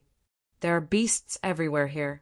If we run around like headless flies, we will definitely encounter a lot of trouble." After Qin Feiyang finished speaking, he released his divine sense in all directions. Everything was clear in his eyes. He saw beasts as big as mountains, pythons as big as mountains, and poisonous insects as small as grains of rice. But he didn't see any traces of humans. Something wasn't right. The beasts here were too terrifying. Ordinary disciples wouldn't come here to hunt, train, or search for treasures. Qin Feiyang turned around and looked at the periphery of the mountain range. Perhaps there were disciples of the Nine Heaven Palace in the periphery or the border. He made a prompt decision. He brought Fire Lotus and Gao Xiaowei into the Black Tortoise world, then controlled the Black Tortoise world and flew towards the periphery. This mountain range was unimaginably huge. The number of beasts was also beyond imagination. If they didn't directly teleport in, with their strength, they wouldn't be able to reach the Nine Heaven Palace. Time flew by and a day passed. The beasts they encountered finally had a change in strength. Monarch god level beasts were nowhere to be seen. Their cultivation was generally at the war god level. In other words, they had already left the hinterland. Morning. The sun rose from the horizon. The cold air left by the night gradually dissipated. Roar. Boom. After that, the roars of beasts and the sounds of battle gradually came from the mountains in front. If there were sounds of battle, there must be people. Qin Feiyang immediately followed one of the sounds of battle and searched. At this moment, the beasts they encountered were even weaker. They were basically between the initial and advanced war god level. Of course, they would occasionally encounter a few perfect war god level beasts. Along the way, Qin Feiyang's heart couldn't calm down. Along the way, they not only encountered beasts, but also a large number of herbs. And many of those herbs he had never seen before.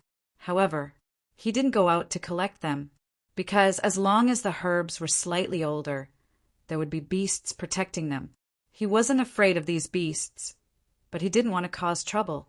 Soon, a lake appeared in the image. The lake's area was dozens of miles. At this moment, the lake water was tumbling, creating 100 feet tall wave. Terrifying shock waves from the battle swept across the sky like a tide. And in the sky above the lake, a man and a beast were crazily fighting. It was a young man. He looked to be about 25 or 26 years old. He was about 1. 75 meters tall, and wore a black robe. His thick black hair danced in the wind. His body was covered in blood, and his face was pale. But his aura was very strong. It was a low-level war god.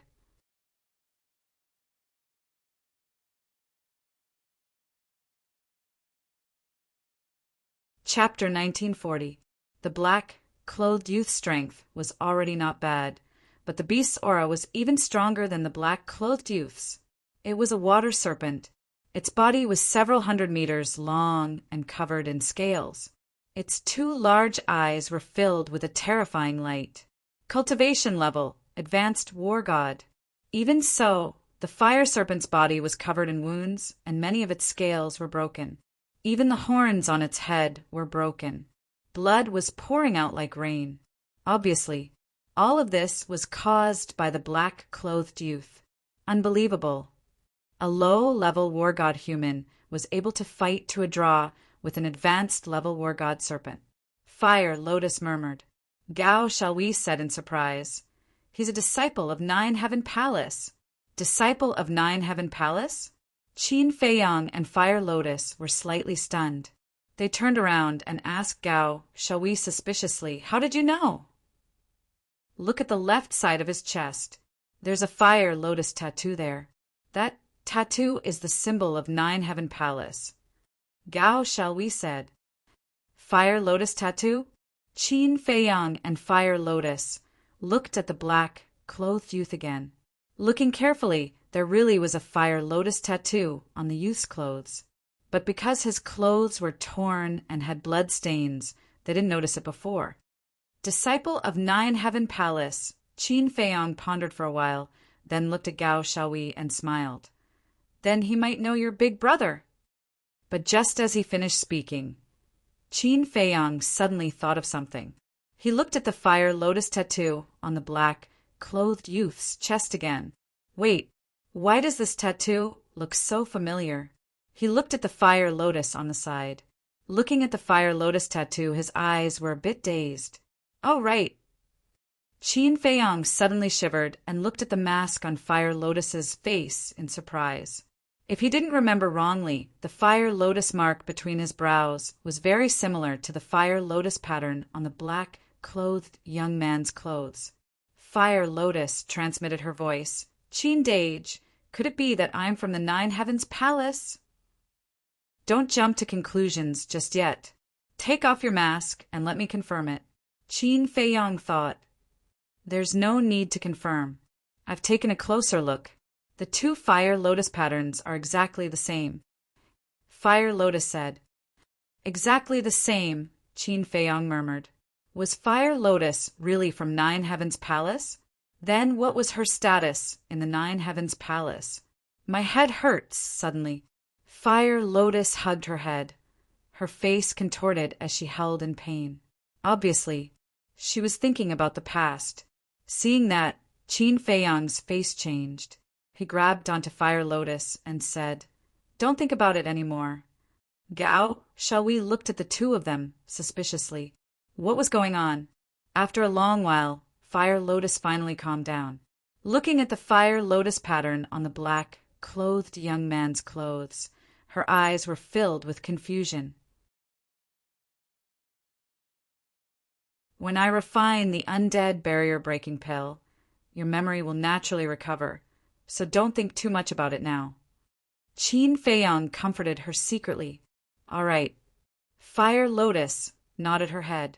Outside, the black-clothed young man and Shui Jiao were locked in battle. The surrounding space was collapsing one after another. You guys stay here, I'll go out and ask. Qin Feiyang reminded the two girls, and with a flash, he appeared above the lake. He did not hide his aura. The black-clothed young man and Shui Jiao immediately noticed him. They stopped at the same time and looked at Qin Feiyang. Qin Feiyang coughed dryly. A friendly smile appeared on his face, and he walked towards the black-clothed young man. Seeing that, the Shui Jiao immediately became ferocious. Looking at the black-clothed young man, it roared, You despicable human, you actually have a helper! Boom! Then it raised its huge tail and smashed it towards the black black-clothed young man. The black-clothed young man's face changed, and he quickly shouted, "Wait, I don't know him at all!" "If you don't know him, why would he smile at you?" The Shui Jiao roared, and its huge tail crazily swung down. The black-clothed young man was also very depressed, but now was not the time to think too much. Divine power surged out, and he threw a punch at the huge tail. Boom! The man and the beast were equally matched in strength. After the collision, they were both sent flying, blood flowing out. Looking at this scene, Qin Feiyong's expression was rather stunned. The black-clothed young man looked at Qin Feiyong and shouted, "No matter who you are, stay away from us first, in case this beast says that I called for a helper." "Okay." Qin Feiyong was stunned and nodded in response. He stepped aside, crossed his arms, and watched quietly. "Did you see that? If he was called by me, how could he just stand there and not attack?" The black-clothed young man looked at the Shui Jiao and said. The Shui Jiao stabilized its huge body, glanced at Qin Feiyong, and attacked the black-clothed young man again. The bloody battle between the man and the beast began again. The Shui Jiao's cultivation was higher than the black-clothed young man, but it could not suppress the black-clothed young man. It even showed signs of being defeated. The more Qin Feiyong watched, the more puzzled he became. The black-clothed young man did not use a divine art or a divine artifact. But why could he suppress the Shui Jiao, whose cultivation was higher than his? Suddenly, Qin Feiyong noticed that there was something fishy about the hands of the black-clothed young man. He observed carefully, and a look of realization gradually appeared in his eyes. The black-clothed young man was indeed wearing a pair of gloves, but that pair of gloves was different from other gloves. The gloves were as thin as cicada's wings, and the color was exactly the same as the skin. If one did not have the ability to observe carefully, they would not have noticed. It seems that it is also a divine artifact, otherwise it would not be able to withstand the power of the Shui Jiao. Qin Feiyong murmured. The strength of a beast was naturally stronger than that of a human, especially this kind of water dragon that was closest to a divine dragon.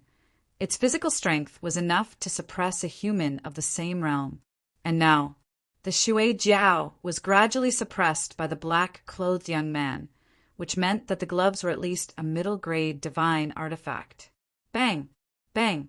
Bang! The man and the beast seemed to have some kind of agreement. Not only did they not use a divine art or divine artifact, they did not even activate their fighting souls. It was a battle of physical strength. About a few hundred breaths later, the Shui Jiao was losing more and more. What is going on? I have the body of a flood dragon, but I can't even defeat a mere human? The Shui Jiao roared. A human's physical body and strength are not to be underestimated. The black-clothed young man snorted and attacked more fiercely. The Shui Jiao looked at the black-clothed young man, who was imposing, and looked at Qin Feiyong, who was watching coldly from the side. The Shui Jiao roared unwillingly and turned around to escape. "Don't go. We have an agreement. Are you trying to go back on your word?" The black-clothed young man was stunned and hurriedly shouted, "You even called your helper. What's the point of talking about an agreement?" The Shui Jiao said without looking back. The black-clothed young man said angrily, "I have said that I did not call him here. I don't know him at all. If you don't know him, why would he listen to you and retreat to the side just because you asked him to? Don't think that I am a fool. This emperor will not let go of today's debt. Just you wait." The Shui Jiao sneered and quickly disappeared into the vast mountains. Damn it, damn it! The black-clothed young man flew into a rage. He turned around and glared at Qin Feiyong. "Who are you? Why did you run out? Do you know that I was just one step away from winning?" Qin Feiyong was innocent. The black-clothed young man took a deep breath and tried to calm down. He looked at Qin Feiyong expressionlessly. "Speak, what do you want?" Qin Feiyong smiled. "Brother, don't be angry. I don't have any other intentions.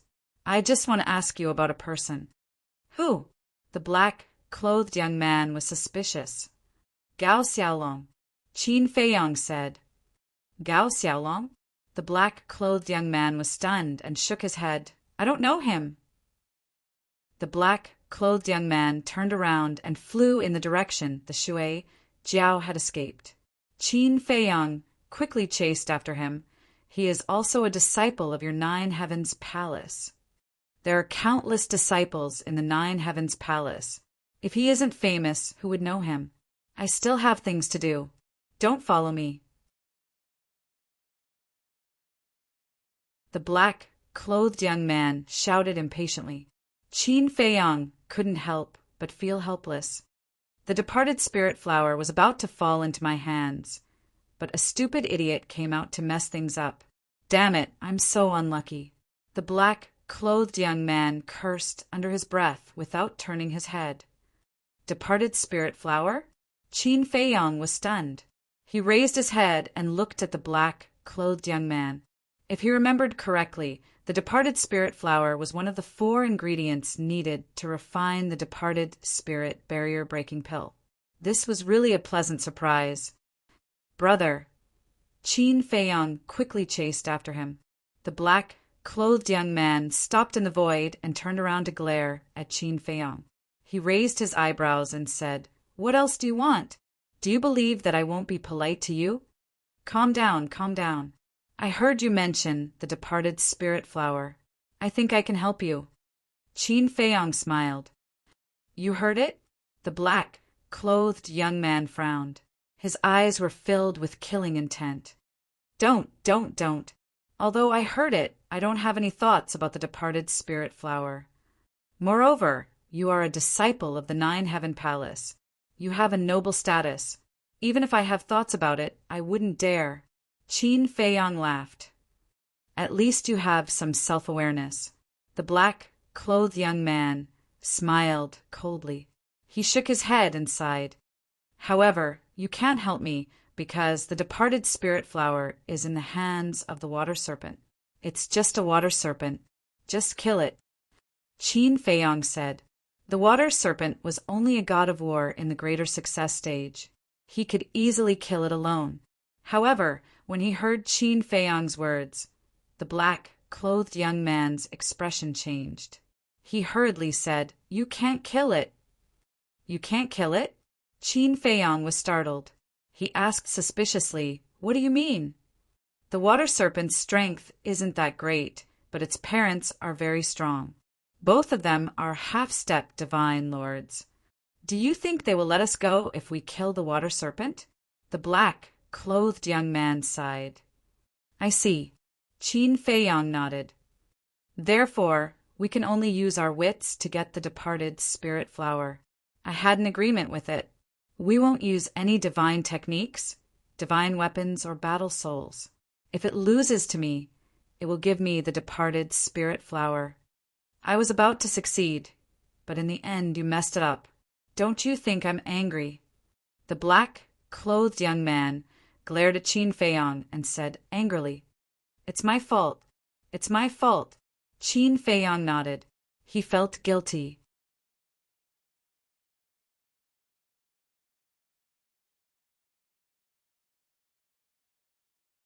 Chapter 1941. Forget it. I'm not such a petty person. I know you didn't do it on purpose. But can you stop following me? I really don't know that dragon you're talking about. The black-clothed youth looked at Qin Feiyang in annoyance. It doesn't matter if you don't know him. You're all disciples of Nine Heaven Palace, anyway. As long as you help me ask around, I'm sure you'll find out. I won't let you work for nothing. I'll think of a way to get you the departed spirit flower. Qin Feiyang said. The black-clothed youth looked at Qin Feiyang and frowned. Then tell me, what method do you have? Qin Feiyang asked. Is the departed spirit flower with the anaconda? Yes. The black-clothed youth nodded. Qin Feiyang said, Okay, I'll go kill it and get you the departed spirit flower. Kill it. The black-clothed youth was shocked and said angrily, Did you hear what I just said? Its parents are both half-step monarch god existences. Killing it is the same as seeking death. It's fine. You don't have to do anything. Even if its parents find out, they'll look for me. They won't implicate you. Qin Feiyong smiled. The black-clothed youth was stunned. He looked at Qin Feiyong and asked, "Are you sure?" Qin Feiyong nodded. "Okay, as long as you bring me the departed spirit flower, I'll immediately return to Nine Heaven Palace and help you ask about that dragon."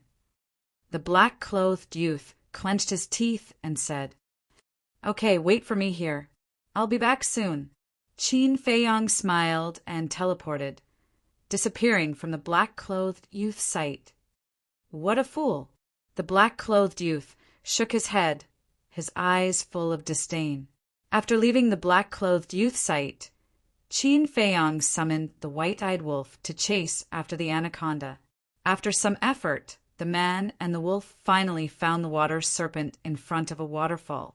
The water Jiao was lying on a huge rock in front of the waterfall, recuperating while mumbling something angrily. Sure, Qin Feiyong, together with the white-eyed wolf, flew above the water flood dragon and greeted it with a smile. The Shui Jiao was slightly taken aback. It raised its head to look at the man and the wolf. It didn't pay any attention to them at all. It immediately withdrew its gaze. Ugh, the white-eyed wolf was stunned. This guy had a lot of guts. He actually dared to ignore them. The man and the wolf landed in front of the white-eyed wolf. The wolf grinned and said, "Aren't you afraid that we'll kill you?" "Kill me?" Shui Jiao was stunned on the spot, but soon after his eyes were filled with mockery. He looked at Qin Feiyong and said, "You're not a disciple of the Nine Heavens Palace, are you?" "No." Qin Feiyong shook his head. "Then that's funny. Even that disciple of the Nine Heavens Palace didn't dare to say such words to me. Who do you think you are? Do you want to die?" Shui Jiao's eyes were filled with disdain. Qin Feiyong smiled and said, "I know what you're relying on, but a mere half-step divine emperor doesn't have the right to be arrogant in front of me." "What did you say?" Shui Jiao raised his head and looked at Qin Feiyong and the white-eyed wolf. His eyes were filled with shock. "I said, even if your parents were here, they wouldn't have the right to be arrogant in front of me." Qin Feiyong laughed. "Ha!" Shui Jiao raised his head and laughed. He didn't hide his contempt. "Little Qin Zi, he still doesn't believe you." The white-eyed wolf joked, "He'll believe you soon." Qin Feiyong laughed and waved his hand. A blood-red light instantly entered Shui Jiao's sea of qi. "Ah!" Shui Jiao immediately screamed, and his aura quickly dissipated. "You!" He looked at Qin Feiyong in disbelief. Did he really attack him? The most terrifying thing was that blood-red light was so fast that he couldn't even react. The white-eyed wolf gloated. "See, this is the consequence of showing off in front of us." Shui Jiao came back to his senses, and his eyes flashed with a fierce light. He laughed and said, "You're finished. Even God can't save you. If you dare to talk nonsense again, I'll kill you now." Qin Feiyong's eyes were cold. He said, "I don't want your life. I just want the ghost flower. Give it to me immediately. Don't even think about it." Shui Jiao sneered. Qin Feiyong sighed and said, "It seems that there are a lot of stubborn people and fierce beasts in this ancient world. In that case, let's do it. Anyway, I want to taste this dragon's meat. Do you want to stew it? Or braise it? Or stir-fry it? Or barbecue it?" As the white-eyed wolf spoke, he wiped his saliva and his eyes were green. Looking at the white-eyed wolf's eyes, Shui Jiao couldn't help but start to panic. A wise man knows when to retreat. He decisively took out a jade box and threw it to Qin Feiyong, saying, "This is the ghost flower you want. Take it and leave." So cowardly? The white-eyed wolf was stunned and immediately lost interest. He hadn't shown his real strength yet, but he was already so scared. He was worse than a paper tiger. Qin Feiyong smiled, grabbed the jade box and opened it. A black flower suddenly appeared. This flower was about the size of an egg. It had a total of 4 petals, like a small trumpet. It was pitch black and emitted a trace of black mist. This kind of black fog gave off a gloomy and eerie feeling. "This is the ghost flower?" The white-eyed wolf was curious. "It's exactly the same as what's recorded in the scripture of pills. It should be good. According to the scripture of pills, the ghost flower can only be born in places with extremely strong yin energy. In other words, places like cemeteries or 10,000 burial mounds. Therefore, the ghost flower is an item of extreme yin energy. If it's not refined and consumed directly, it will take one's life." Qin Feiyong said, "Then this thing can't be touched." The white-eyed wolf swallowed his saliva. Qin Feiyong said, "So you'd better keep your thoughts to yourself and don't have any ideas about this ghost flower." "Did I?" The white-eyed wolf was stunned and laughed dryly. "It seems like you didn't, but what are you thinking now?" "I know very well." Qin Feiyong rolled his eyes. Seeing that his thoughts were seen through, the white-eyed wolf smiled embarrassedly. Qin Feiyong put away the jade box and looked at Shui Jiao. "Where did you find this ghost flower?" "I don't know." Shui Jiao turned his head away. Boom! A terrifying murderous aura roared out of Qin Feiyong's body. He said word by word, "I must know." "Little Qin Zi, why do you care so much?" The white-eyed wolf was puzzled. "There's something you don't know. Death fruit, ghost wood, and the ghost flower are all items of extreme yin energy. Therefore, the place where the ghost flower is born is likely to have death fruit and ghost wood." Qin Feiyong transmitted his voice. "I see." The white-eyed wolf nodded and stared at Shui Jiao. "Tell us, and we'll leave immediately. But if you dare to be stubborn, we'll stew you now. Why am I so unlucky to meet 2 bastards who don't care about their lives?" Shui Jiao wailed and said helplessly, "I don't know where the ghost flower came from." "You don't know?" Qin Feiyong raised his eyebrows. "I really don't know. Some time ago, I killed a disciple of the 9th Heaven Palace. I found the ghost flower in his interspatial ring." Shui Jiao said. Hearing this, Qin Feiyong smiled helplessly and looked at the white-eyed wolf. "Let's go." The man and the wolf rushed into the sky. Suddenly, Qin Feiyong stopped again and looked down at Shui Jiao. "In fact, the person who fought with you just now used some tricks. Otherwise, you would have defeated him with your strength." "What tricks?" Shui Jiao was stunned and said angrily. He was wearing a pair of gloves. "I think it should be a middle-grade divine artifact." After saying this, Qin Feiyong didn't stay any longer. He turned around and left with the white-eyed wolf. "Damn bastard, how dare you trick me? Just you wait." The water flood dragon immediately frowned and became extremely angry. Achoo! Above the lake, the young man in black sneezed, rubbed his nose, and murmured suspiciously, "Who's cursing me behind my back?" Whoosh! Soon, a stream of light flashed through the sky. It was Qin Feiyong. As for the white-eyed wolf, he had already gone to the castle to cultivate in seclusion. "Brother, how was it?" When the young man in black saw Qin Feiyong, he greeted him enthusiastically. Qin Feiyong smiled and waved his hand. A jade box appeared. The young man in black immediately grabbed the jade box and opened it. His eyes lit up. "Ghost flower, I finally got it." The young man in black was extremely excited. Qin Feiyong asked calmly, "Brother, what do you want this ghost flower for?" "Nonsense, of course it's to exchange for soul stones."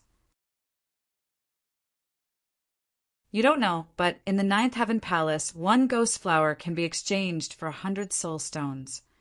The young man in black said with a burning gaze. "Exchange for soul stones?" Qin Feiyong was slightly taken aback. Wouldn't this be a bit of a waste? Soul stones were very important, but the ghost flower was so rare that it could be said to be a rare treasure.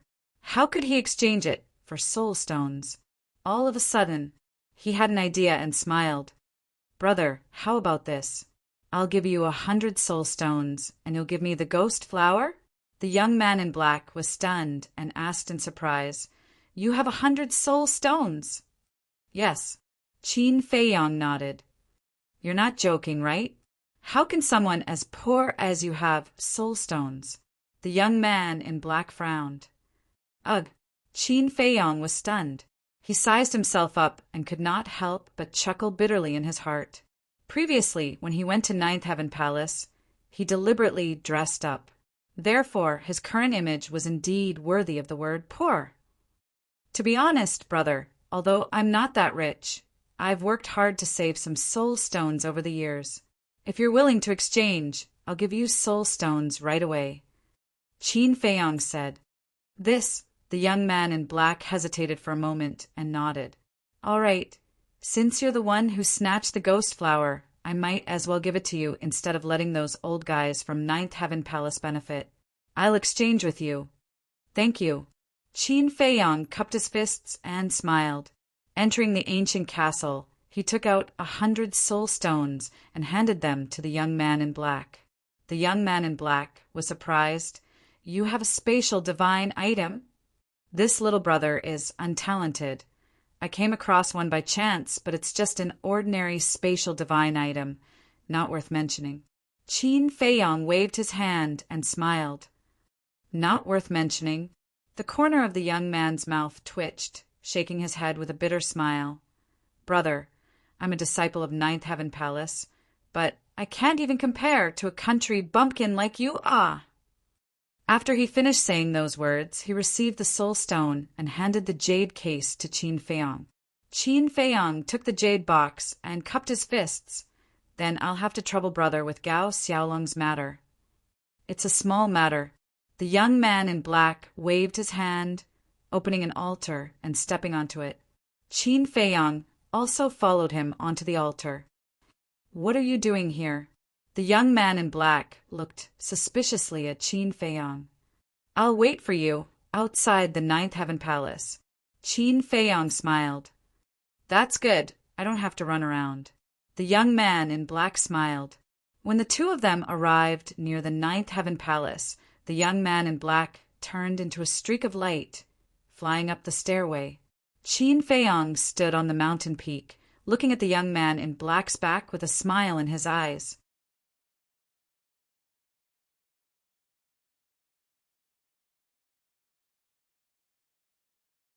Chapter 1942. Actually, exchanging the soul stone for the departed spirit flower was purely to test the black-clothed youth.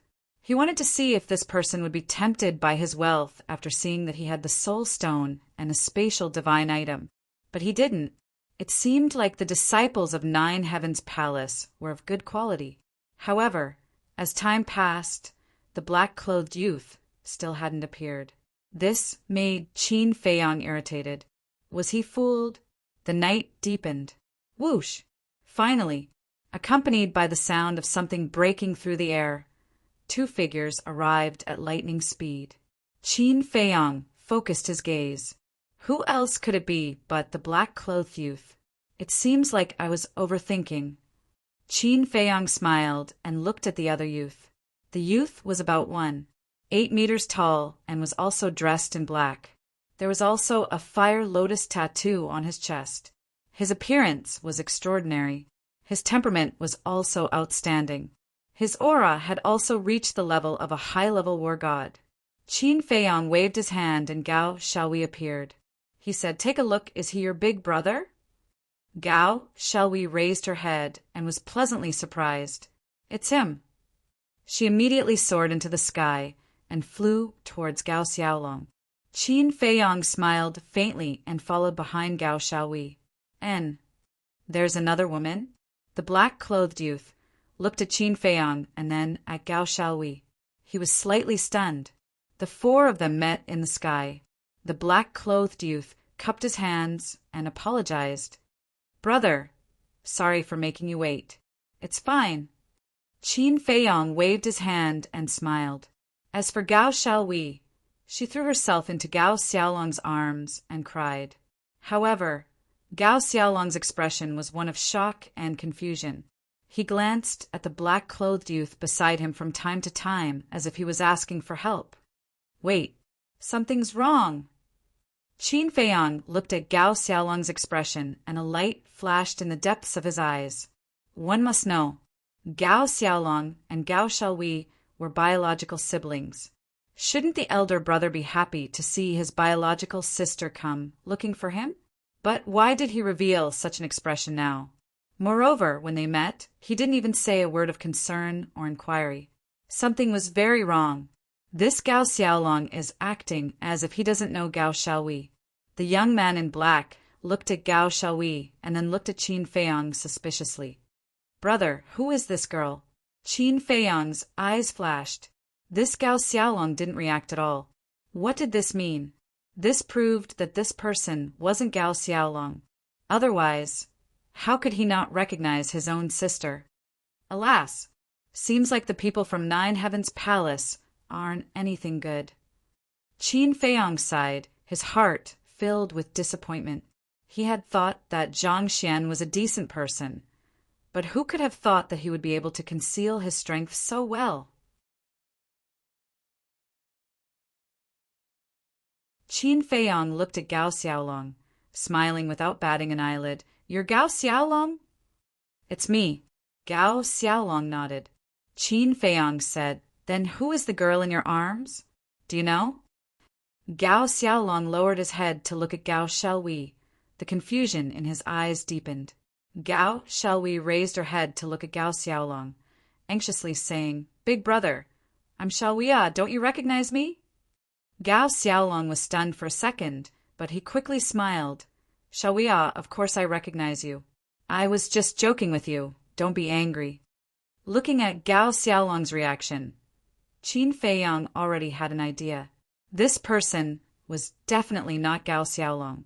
But these two people, pretending to be Gao Xiaolong, what were they trying to do?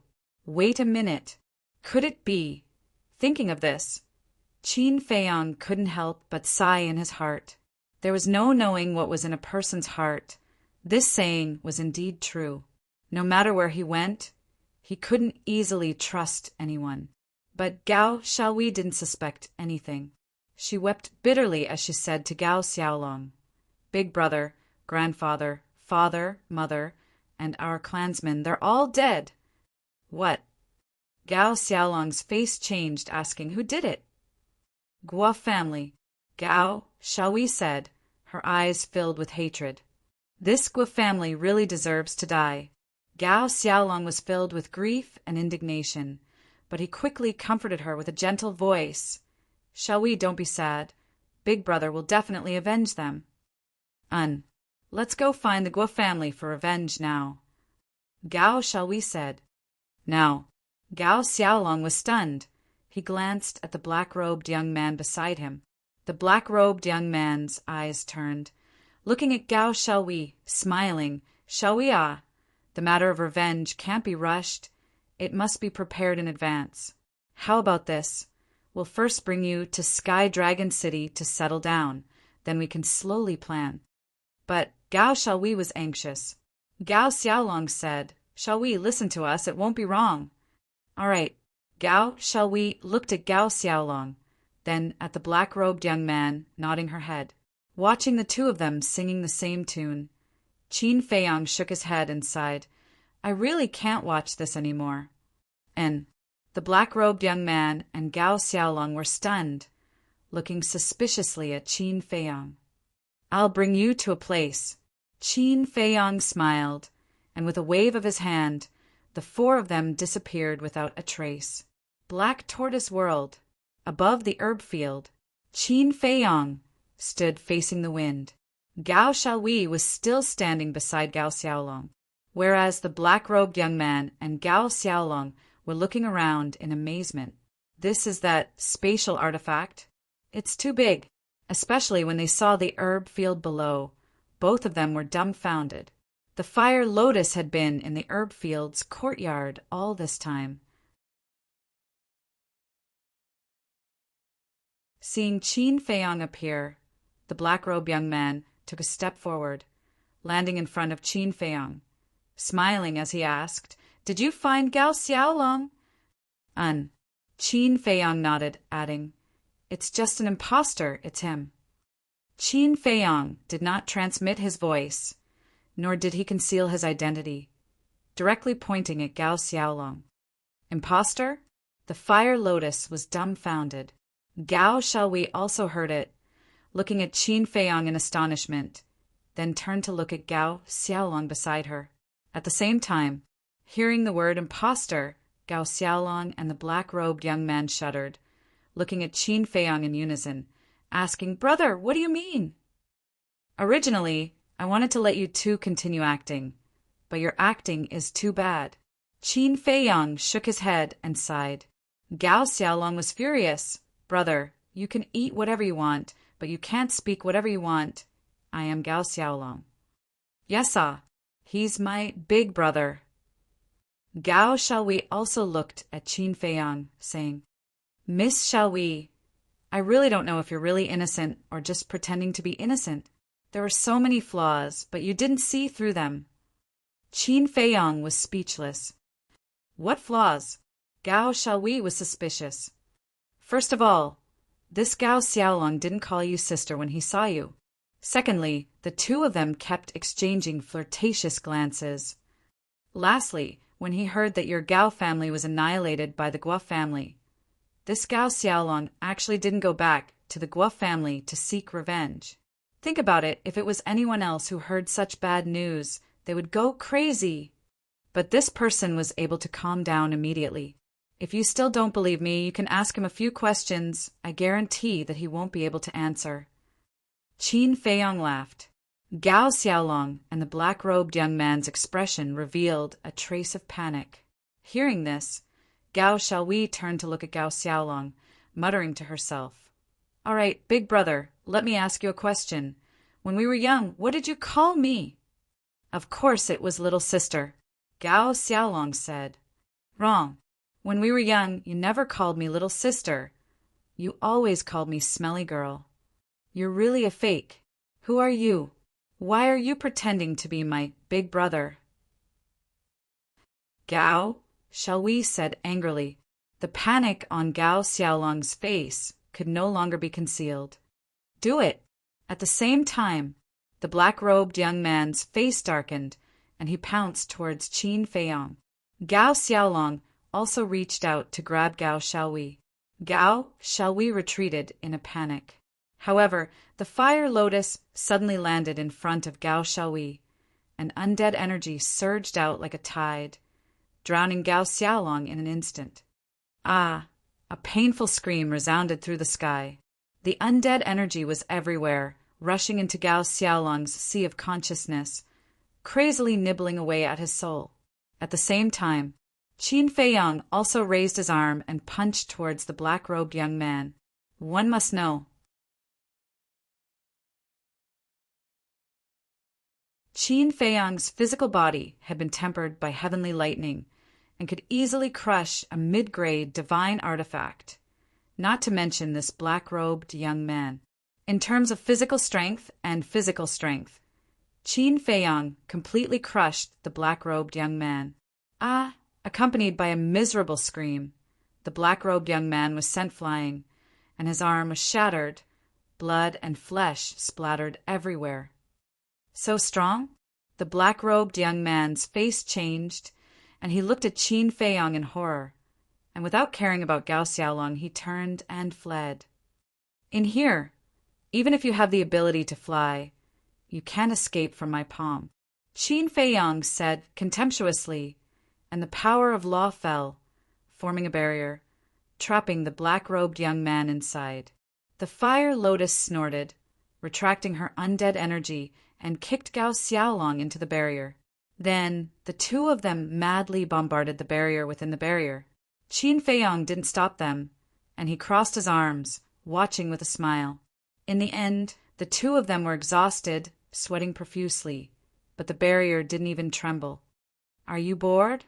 Then can we have a good chat now?" Qin Feiyang looked at the two of them with ridicule. The two of them raised their heads and looked at Qin Feiyong. Gao Xiaolong suddenly ran in front of the barrier, looked at Qin Feiyong and begged, "Brother, this has nothing to do with me, it's him." Gao Xiaolong pointed at the black-robed young man behind him and said, "He was greedy for the spatial divine artifact and soul stone on you. So he asked me to pretend to be Gao Xiaolong. I was instigated by him. Please let me go." "No, no, no, he was the one who instigated me." The black-robed young man's face changed, and he quickly ran over, looking at Qin Feiyong. "Bastard! Don't you dare slander me!" Gao Xiaolong roared. "I didn't. Brother, you have to believe me. I really want to help you find Gao Xiaolong." The black-robed young man looked at Qin Feiyong and anxiously cried, "You really want to help me?" Qin Feiyong's eyes were full of ridicule, and he said, "Your plan was good, and you hid it well, so much so that I thought you were a good person. Unfortunately, you didn't expect Gao Xiaolong's sister to be by my side." Qin Feiyong looked at the two of them and said, "But these are not important. I just want to know, where is the real Gao Xiaolong?" Literature Hall.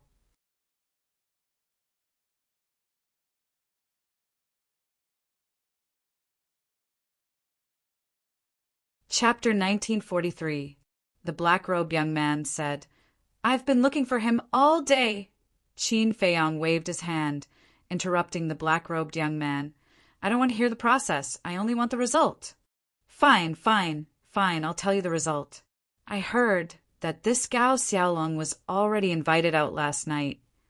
The black-robed young man said. "Who invited him out?" Qin Feiyong frowned. "Young noble Feng." The black-robed young man said. "It really is him." Qin Feiyong's eyes glimmered.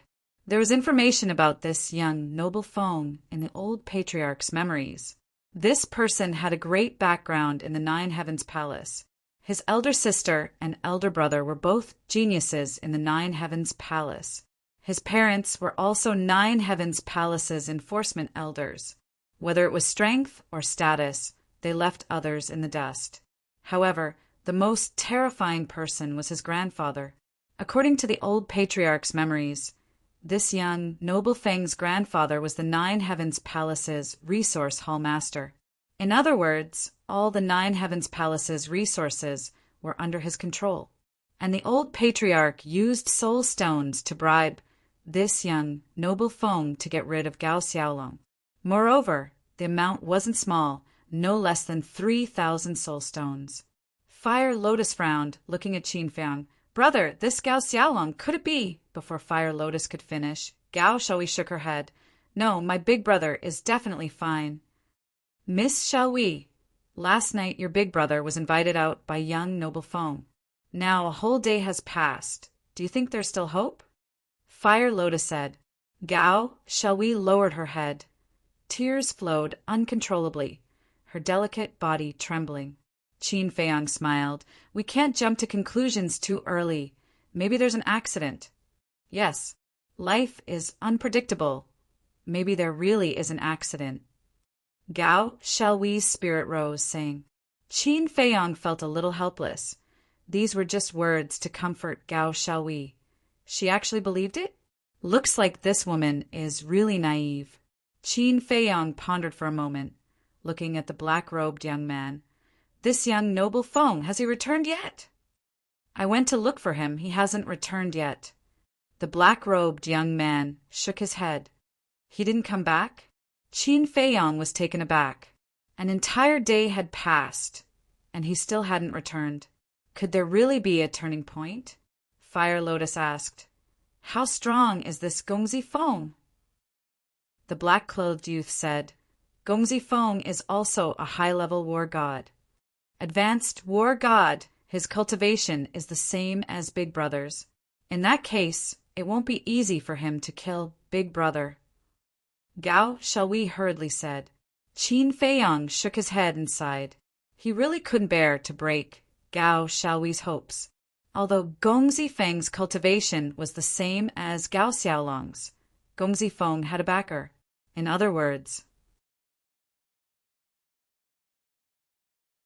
whether it was divine arts or divine artifacts, Gao Xiaolong and Gong Zifeng couldn't be compared.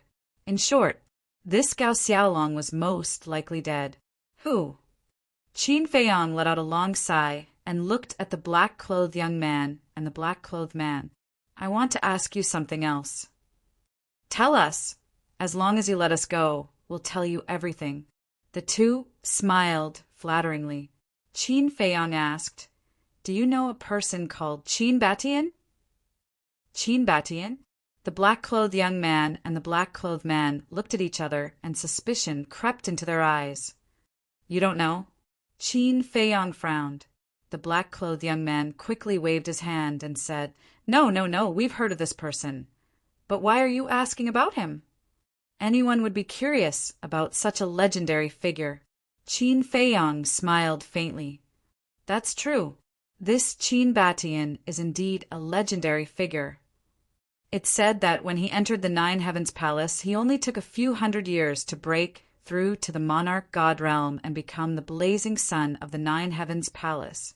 Later, he became an elder, disciplinary elder, palace master, and I heard that he even became the vice palace master of our Nine Heavens Palace. The black-clothed young man said with envy in his eyes, What? Vice palace master? Qin Feiyang and Fire Lotus looked at each other. Of course, this is only a rumor. It's been too long, and we disciples don't know if it's true or not. The black-clothed young man said. Qin Feiyang asked suspiciously, Then why did this Qin Batian disappear? There are many different theories about his disappearance, and we don't know either. The two shook their heads. Ancestor, where are you? Qin Feiyang looked at the sky and muttered to himself. His face was filled with disappointment and frustration. A few moments later, Qin Feiyang retracted his gaze and looked at the black-clothed young man. What's your name? Wang Dachuan, the black-clothed young man said. Wang Dachuan, Qin Feiyang murmured as a cold light flashed in his eyes. Two strands of law energy entered the black-clothed young man and Gao Xiaolong's forehead. Ah! Accompanied by two blood-curdling screams, their souls were annihilated, and they died on the spot. Why did you kill them? They are disciples of the Nine Heavens Palace. Gao Xiaohui looked at Qin Feiyang in shock. How dare they scheme against me? Not to mention disciples of the Nine Heavens Palace. Even if they are elders of the Nine Heavens Palace, I will make them pay the price. Qin Feiyang smiled coldly and grabbed the two's cosmos pouches. The barrier shattered with a loud bang, and the power of rules swarmed over. The two's corpses were directly smashed into pieces, turning into a bloody mist. Looking at this scene, Gao Xiaohui couldn't help but shudder.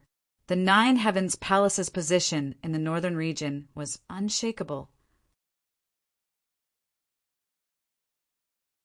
And the disciples of the Nine Heavens Palace were like emperors in the outside world. No one dared to offend them, but this man in front of her killed them without mercy. And he killed two of them at once. This was too terrifying. Qin Feiyang turned to look at the two and said, I have to enter the Nine Heavens Palace and find out where this young noble is. How are you going to enter? Gao Xiaohui was stunned and hurriedly asked. Isn't that simple? Just disguise yourself as Wang Dachuan. Qin Feiyang smiled. Ah, Gao Xiaohui was stunned. Fire Lotus smiled and said, No wonder you specifically asked for his name. So you already have a plan in mind. Qin Feiyang laughed. Gao Xiaohui looked at the two and looked at Qin Feiyang emotionally. She bowed and said, You have helped us, brother and sister, so much. I really have no way to repay you. Help you? Qin Feiyang was stunned. Didn't you say that entering the Nine Heavens Palace is to investigate the whereabouts of young noble? Since it's to investigate young noble, it's naturally to help us. Don't deny it. Thank you very much. Gao Xiaohui said gratefully. Ha! Qin Feiyang laughed dryly and said, It's also to help you guys. Of course, it's also to help myself. Help yourself? Gao Xiaohui was stunned. Qin Feiyang said, There are some things that you're better off not knowing. Okay, I won't ask. But can I ask, what are your and Sister Fire Lotus's names? After knowing each other for so long, I still don't know your names? Gao Xiaohui smiled. Names? Qin Feiyang's eyes flashed slightly and said, My name is Jiang Haoyan. My sister is called Jiang Fire Lotus. Gao Xiaohui nodded. Jiang Haoyan, how long has it been since I used this name? Qin Feiyang sighed inwardly. The past emerged like a tide. Thinking back to the spiritual state, the name Jiang Haoyan was also famous. Shaking his head, Qin Feiyang took out a phantom pill and changed his appearance. Then he took out a set of black robes from Wang Dachuan's Chenkuan bag and put them on neatly. On the clothes, there was a flame pattern. Immediately after, Qin Feiyang sent the 2 Chenkuan bags to the ancient castle. Then, with a flash, he appeared in the sky above the mountain range outside. The waning moon was in the void. In the dead of night, the giant mountain that led to the 9th Heaven Palace was like a giant beast standing on the ground. Qin Feiyang looked up at the top of the mountain with a determined light in his eyes. He murmured, even if it's a dragon's pool or a tiger's den, I must find out the reason for the disappearance of my ancestor. Whoosh! Taking a deep breath, Qin Feiyang turned into a stream of light and flew towards the top of the mountain. The top of the mountain in the dark night was dead silent. Beside the sky stairway, the white-haired old man was still sitting in his original position like a stone statue, not moving at all. Qin Feiyang landed on the top of the mountain. He didn't disturb the white-haired old man, nor was he nervous at all. He calmly passed by the white-haired old man. The white-haired old man didn't stop him. Finally, Qin Feiyang stood at the bottom of the sky stairway, looked up and stepped onto the first step. But just as his foot landed, the stone stairs under his feet suddenly shook and released a dazzling light. Qin Feiyang was surprised. What was going on? Swish! At the same time, the white-haired old man next to him also opened his eyes. His eyes weren't cloudy at all, and they were extremely sharp, like 2 sharp blades. Oh no! Qin Feiyang didn't even need to look back to know that the white-haired old man had opened his eyes. He made a prompt decision. Without any hesitation, he directly entered the Black Tortoise world, then controlled the Black Tortoise world and flew away without looking back. The white-haired old man suddenly stood up, and his divine will spread out in all directions. Gradually, a look of surprise appeared on his old face. There was no one. There was no spatial divine item. What was going on? Did he disappear into thin air? Back to Qin Feiyang. At this moment, he was already drenched in cold sweat. But more than that, he was puzzled. Why did the sky stairway react? Beside him, Fire Lotus and Gao Xiaohui also looked at Qin Feiyang suspiciously. Wasn't he going to Jiuqian Palace? Why did he come back and flee in a panic? After Qin Feiyang left the Black Tortoise world, the image disappeared, so they still didn't know what had happened outside. After fleeing for tens of thousands of miles, Qin Feiyang stopped and turned to look at Gao Xiaohui.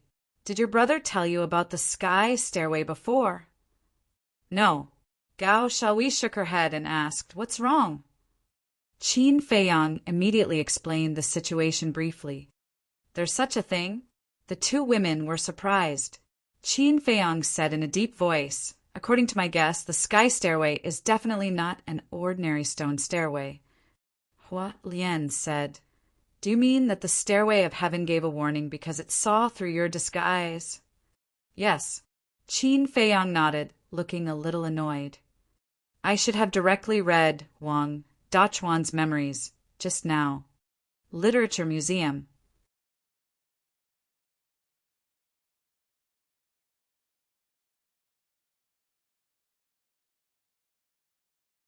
Chapter 1944. That's not that important. Anyway, you used Wang Dachuan's identity just now. Your own identity wasn't exposed. Fire Lotus smiled. Qin Feiyang nodded and smiled bitterly, Seems like it's impossible to sneak into Nine Heaven Palace without being noticed. Last year, I heard from Big Brother that Nine Heaven Palace will be recruiting disciples this year. Big Brother even asked me to try. Why don't we participate in the assessment together? Gao Xiaohui said. Recruiting disciples? Qin Feiyang pondered for a while and asked, Do you know the exact time? I don't know. According to Big Brother, only the higher-ups of Nine Heaven Palace will announce it to the public. But such a big matter, as long as it's announced, we won't need to ask around. Gao Xiaohui said. So troublesome. Qin Feiyang rubbed his head and smiled helplessly. All right then, let's go to Sky Dragon City first. What kind of place is Sky Dragon City? Fire Lotus asked suspiciously. According to the old patriarch's memory, the mountain range we're in now is called Sky Dragon Mountain Range. And this is the hinterland of Sky Dragon Mountain Range. Sky Dragon City is just outside Sky Dragon Mountain Range. Qin Feiyang said. Hua. Lian nodded her head in realization. Wait, I actually forgot about someone. Qin Feiyang was about to leave with the Black Tortoise World, but he suddenly slapped his head and said in annoyance. Who? Fire Lotus and Gao Xiaohui looked at him in confusion.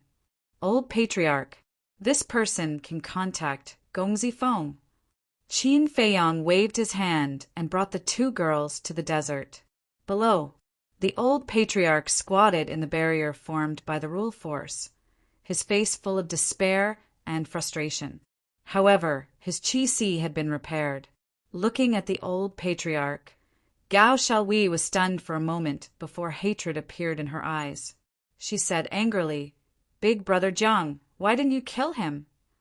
This person is still useful, Qin Feiyang said. At the same time, the old patriarch also heard Gao Xiaohui's voice and raised his head to look at the three of them. His eyes flashed with killing intent. Qin Feiyang didn't say anything. He took out the old patriarch's interspatial ring and found an image crystal. This image crystal belonged to the old patriarch. Immediately after, Qin Feiyang stepped into the barrier and passed the image crystal to the old patriarch. He said, Contact Gongzi Feng. Contact Gongzi Feng? The old patriarch was taken aback. Forget it. You should just become a puppet. Qin Feiyang impatiently waved his hand and activated the puppet technique. The old patriarch's gaze immediately turned sluggish. Send a message to the young master. Qin Feiyang spoke again. Yes. This time, the old chief became obedient and obeyed. He immediately grabbed the image crystal and quickly recovered. Sister Fire Lotus, what's going on? Why does it feel like the old patriarch has changed into a different person?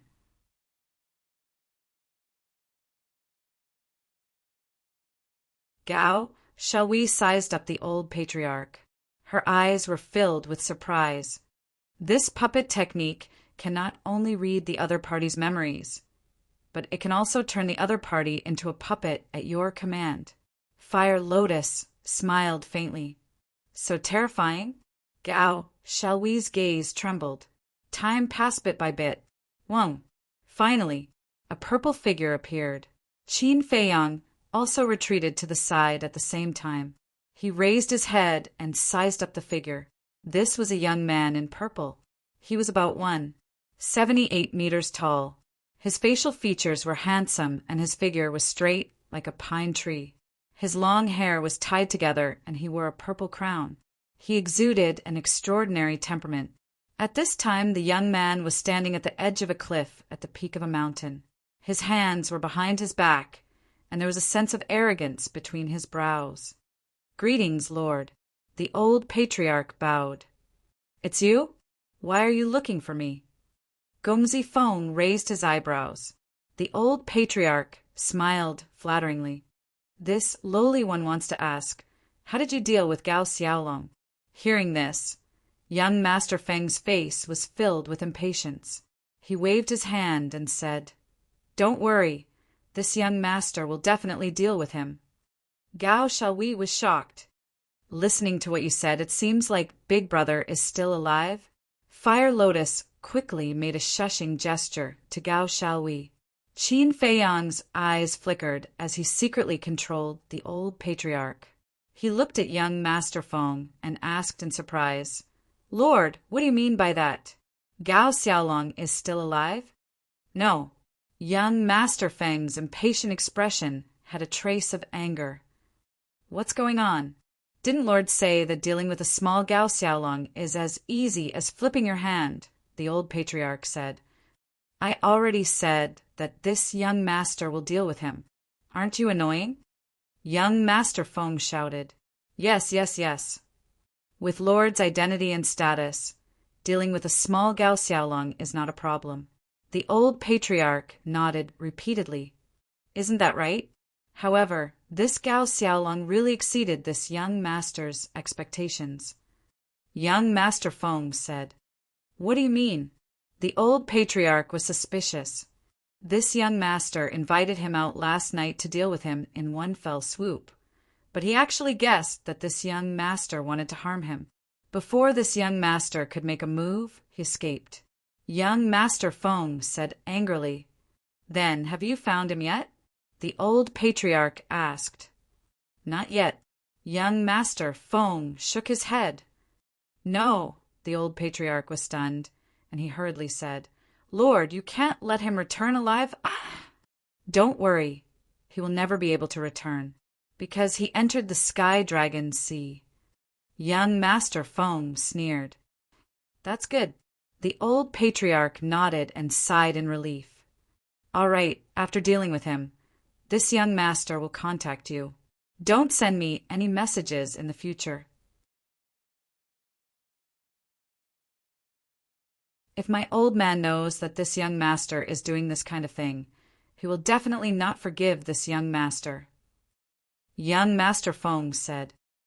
"Okay," the old patriarch respectfully replied. Soon after, young Master Feng's shadow disappeared. "Let's go to the Sky Dragon Sea." Qin Feiyang also immediately confiscated the old patriarch's image crystal, controlled the Black Tortoise realm, and broke through the sky. Fire Lotus asked doubtfully, "Where is the Sky Dragon Sea?" Qin Feiyang said, "The sea at the end of the Sky Dragon mountain range is the Sky Dragon Sea, and it is also the largest forbidden area in the northern region." The largest forbidden area? Fire Lotus was shocked. That's right, in the old patriarch's memories, there is information related to the Sky Dragon Sea. The Sky Dragon Sea is boundless, and there are countless sea beasts.